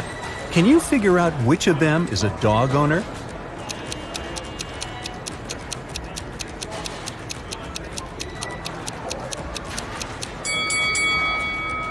It's the man on the left, sitting on a bench and reading a book. Have you been attentive enough to notice he's got a bone in his bag? It must be a gift for his pooch. Now look at these guys. One of them is a zombie. Can you figure out which one it is?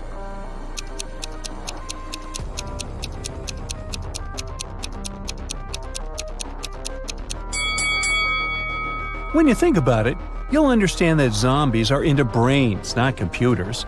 Plus, the guy on the right has a weirdly shaped palm, and he's looking at the other guy's head too intently. The gamer should watch out. Now, this might look like a lovely family portrait, but not all people depicted here are actually human. Can you figure out which family member is a ghost?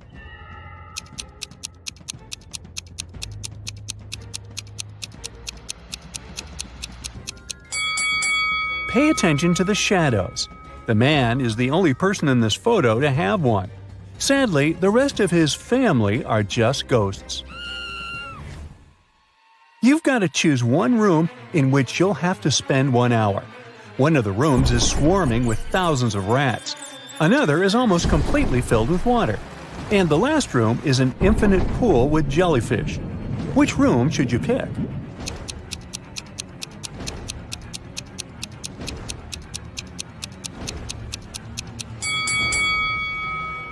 The second room is the safest option.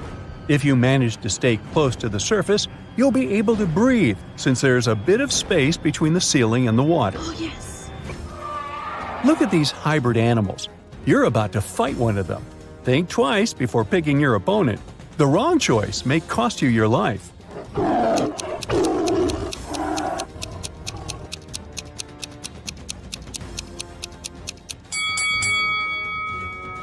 Opt for the hybrid of a shark and a jaguar. Such a bizarre creature won't be able to breathe on dry land, and you'll just need to wait a bit before the jury announces your victory. So you've just moved to a new town. It's so small that there are just 2 barbershops there. The barber working in the first one has an impeccable haircut. The hair of the barber in the second establishment looks quite messy, and still, you choose to go to the second professional. Why?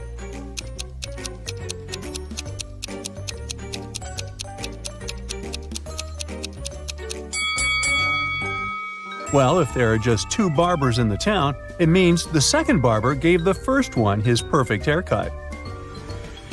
Look at these ladies attentively. All of them seem to be pregnant.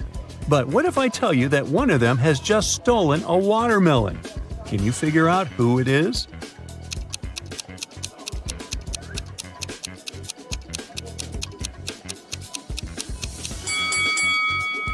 The first lady has a visible belly button. The second one doesn't hold her belly at the moment, so it must be real. As for the third girl, she's holding her belly tightly, and we can see something green through her clothes. She must be the watermelon thief. Now let's check your logistical thinking and math skills. You have 3 empty cups and 10 sugar cubes. You need to distribute these sugar cubes between the cups in such a way that each cup contains an odd number of cubes.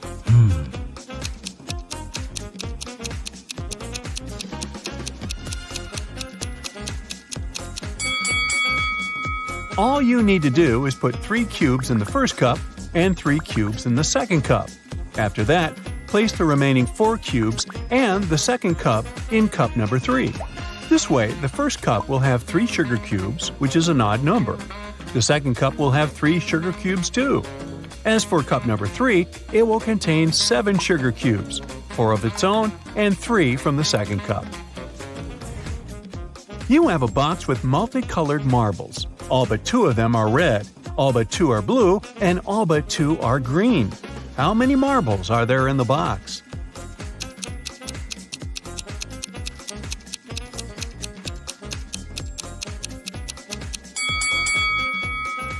There are just 3 marbles in the box, blue, green, and red.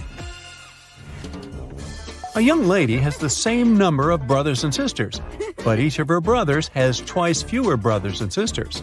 How many sisters and brothers are there in the family?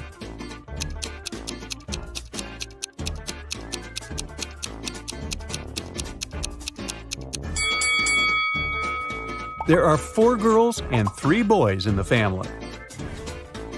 Once, a man decided to go on a fishing trip with his friends. He asked his wife to pack some things for him: a fishing rod, a fishing box, some clothes that would be enough for a week, and his favorite pajamas. The wife did so. After the man returned, he entertained his wife with funny stories about what had happened during the trip. Suddenly, he asked why his wife hadn't packed his pajamas.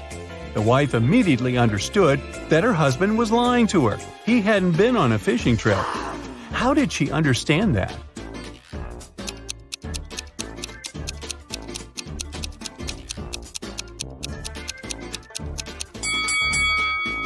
The woman put the pajamas in the fishing box. And if her husband didn't find it, it means he didn't open the fishing box. What a weird fishing trip that was.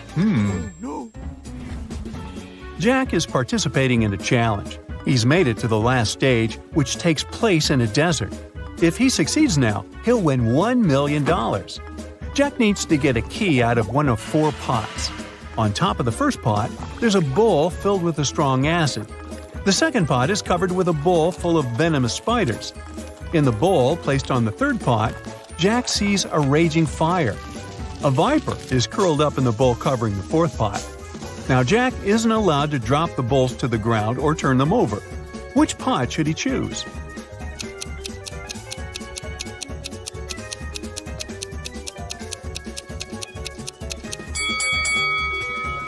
The guy should choose the third bowl. He can put out the fire with sand and get the key. Camilla was afraid of dogs. One day, while jogging in the park, she noticed a large dog sitting near the bench. It looked unfriendly. The leash attached to the dog's collar was 3 feet long.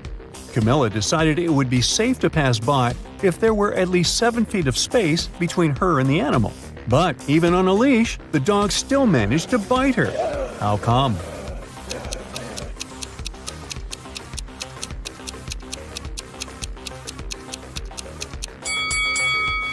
Well, the leash wasn't tied to anything. Oh.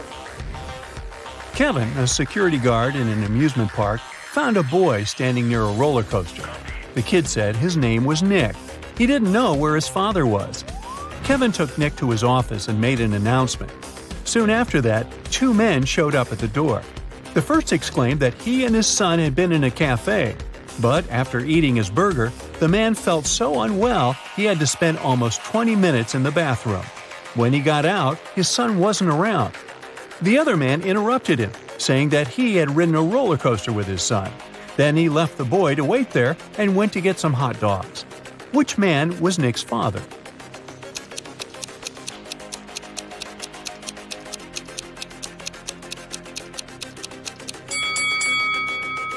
Nick is too young to ride that roller coaster. Look at that sign stating that only those older than 14 are allowed to have a ride. It means the second man is lying. The boy's dad is the unlucky guy with food poisoning. A bank manager was missing. The only suspicious thing the police found was a note left on his office desk. There were 4 numbers on it. His colleagues, John, James, and Otto, claimed they had nothing to do with this disappearance. But the police thought otherwise. Who did they suspect?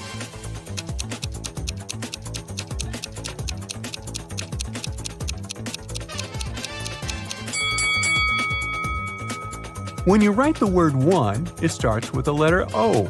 2 starts with T, and so does 3. Then we have 1 again. That's the letter O. Together, we have the name Otto. And finally, a funny riddle might help you relax. Why should you never trust gravity?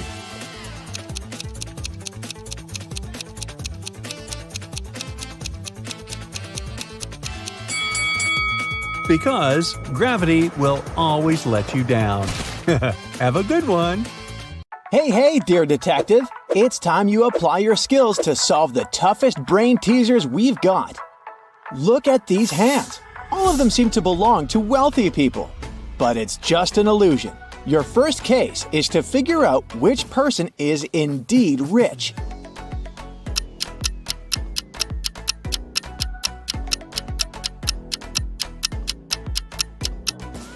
Have you noticed the brand names on the accessories on the left and the right hands are misspelled?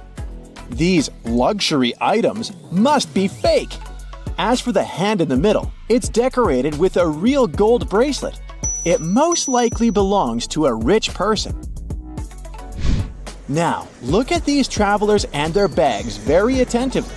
Can you spot a smuggler?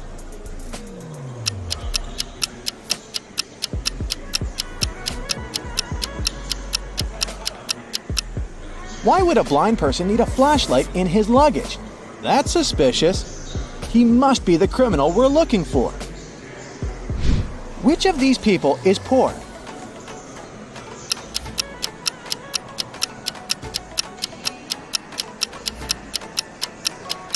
Pay attention to the guy with an iPhone. The apple on the back is whole, which means the phone is fake. How about these people? Who is richer?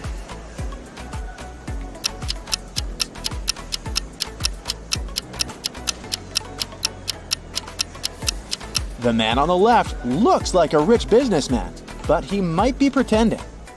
At the same time, the guy with green hair looks very casual. But he's holding a brand new laptop and expensive headphones. He's likely to be richer. Can you figure out which of these athletes is poor?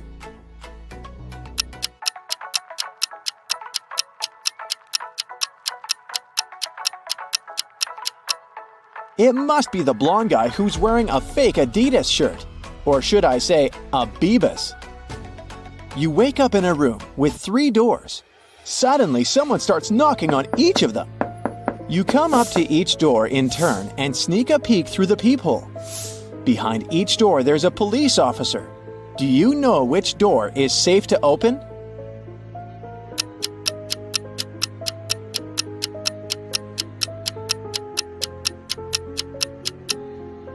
You can open the 3rd door without any worries. The first man doesn't show his badge and has a knife tucked under his belt. The second man has weird stars on his uniform. As for the 3rd police officer, he is the only one with identical stars on his hat and badge without any hidden weapon. He's your safest option. These people look homeless, but one of them isn't poor. Who is it?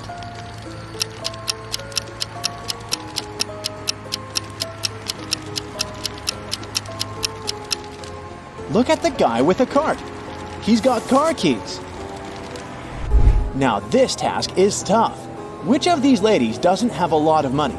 Think twice before answering.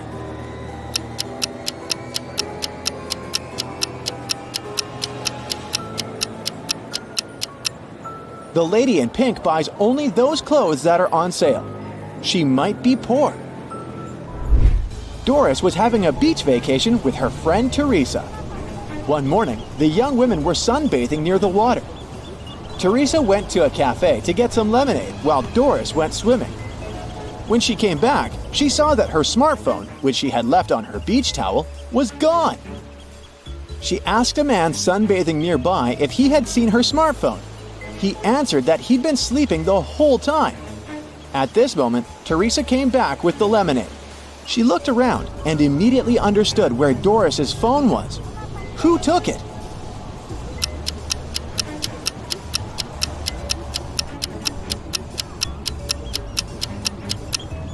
It was the neighbor. Before the accident, the spade was lying on his left. Now it's on the right. There's also a suspicious pile of sand near the spade now. The man must have hidden the phone in the sand, hoping to dig it out later. Look at these guys attentively. One of them is not living alone. Who is it?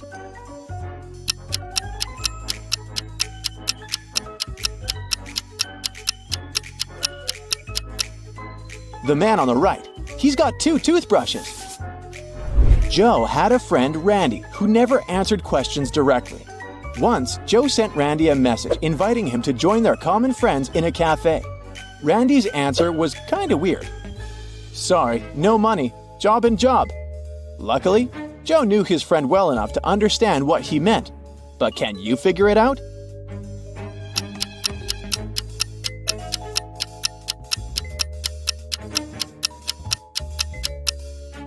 Randy meant he had no money because he was in between jobs. Terry invited his friend Alice, who was studying to become a police officer, to a party. It was organized by his friend Sean. Terry was worried that there could be a thief at this party. Throughout the event, Alice was watching the guests attentively. At the end of the party, she told Terry who the thief was. Have you figured it out?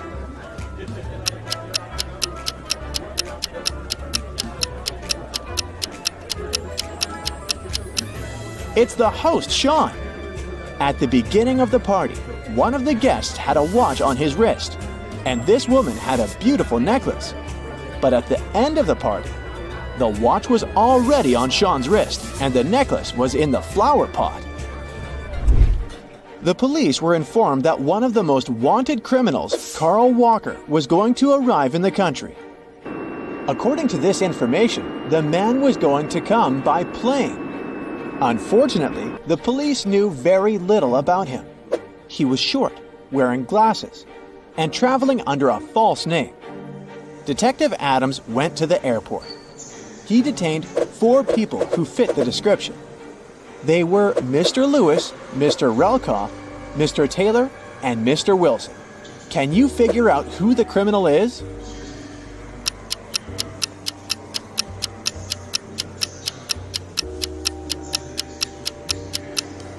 It's Mr. Relkoff. His last name is actually the criminal's last name, Walker, but with its letters mixed. Austin, a rich businessman, brought very important documents to his office. But he had a meeting and needed to leave for several hours. Austin asked his secretary to be super attentive. His competitors could try to break into his office to look at the documents. When he came back, his secretary told him everything had been quiet.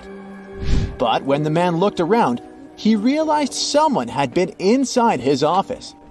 The secretary eventually admitted having fallen asleep while Austin was away. How did the businessman understand someone had visited his office?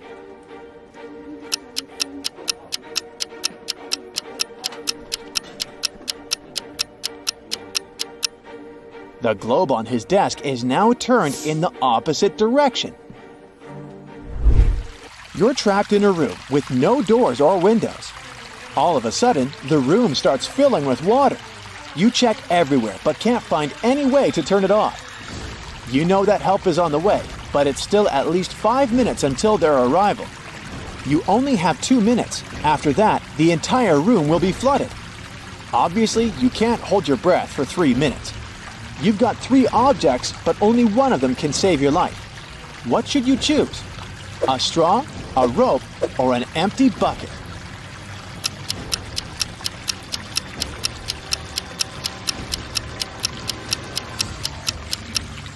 You should opt for the bucket. Put it on your head. This will create an air pocket, and you'll be able to breathe for a couple of minutes until help arrives. Carter had a fast and successfully developing company until his main investor went bankrupt. Upset, Carter went to visit his best friend Justin, who was a coffee shop owner. Justin told him that a rich businessman visited his cafe almost every day. He was there that day too. The man was very secretive and didn't have any social media accounts. Justin told Carter to go and introduce himself and pointed towards the back of the coffee shop. The guy went there and saw 3 men, but he didn't ask his friend which one was the wealthy entrepreneur. He looked at the men attentively. Can you figure out which one he needs?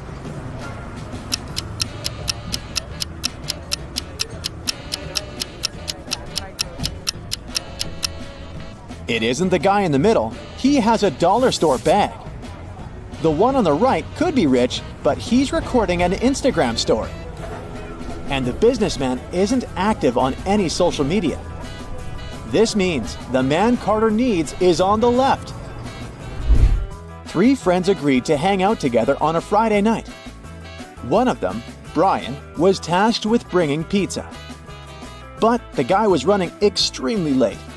His friends were starving. Strangely, Brian wasn't picking up their calls. But in an hour or so, he sent them a selfie. In the photo, he was standing next to his car. In the following message, he wrote he had run out of gas. He was at a gas station filling up his car. But his friends didn't believe Brian's excuses. Why?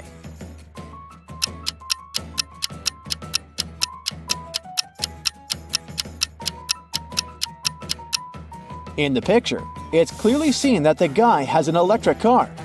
It doesn't need gas. That's it for today. So hey, if you pacified your curiosity, then give the video a like.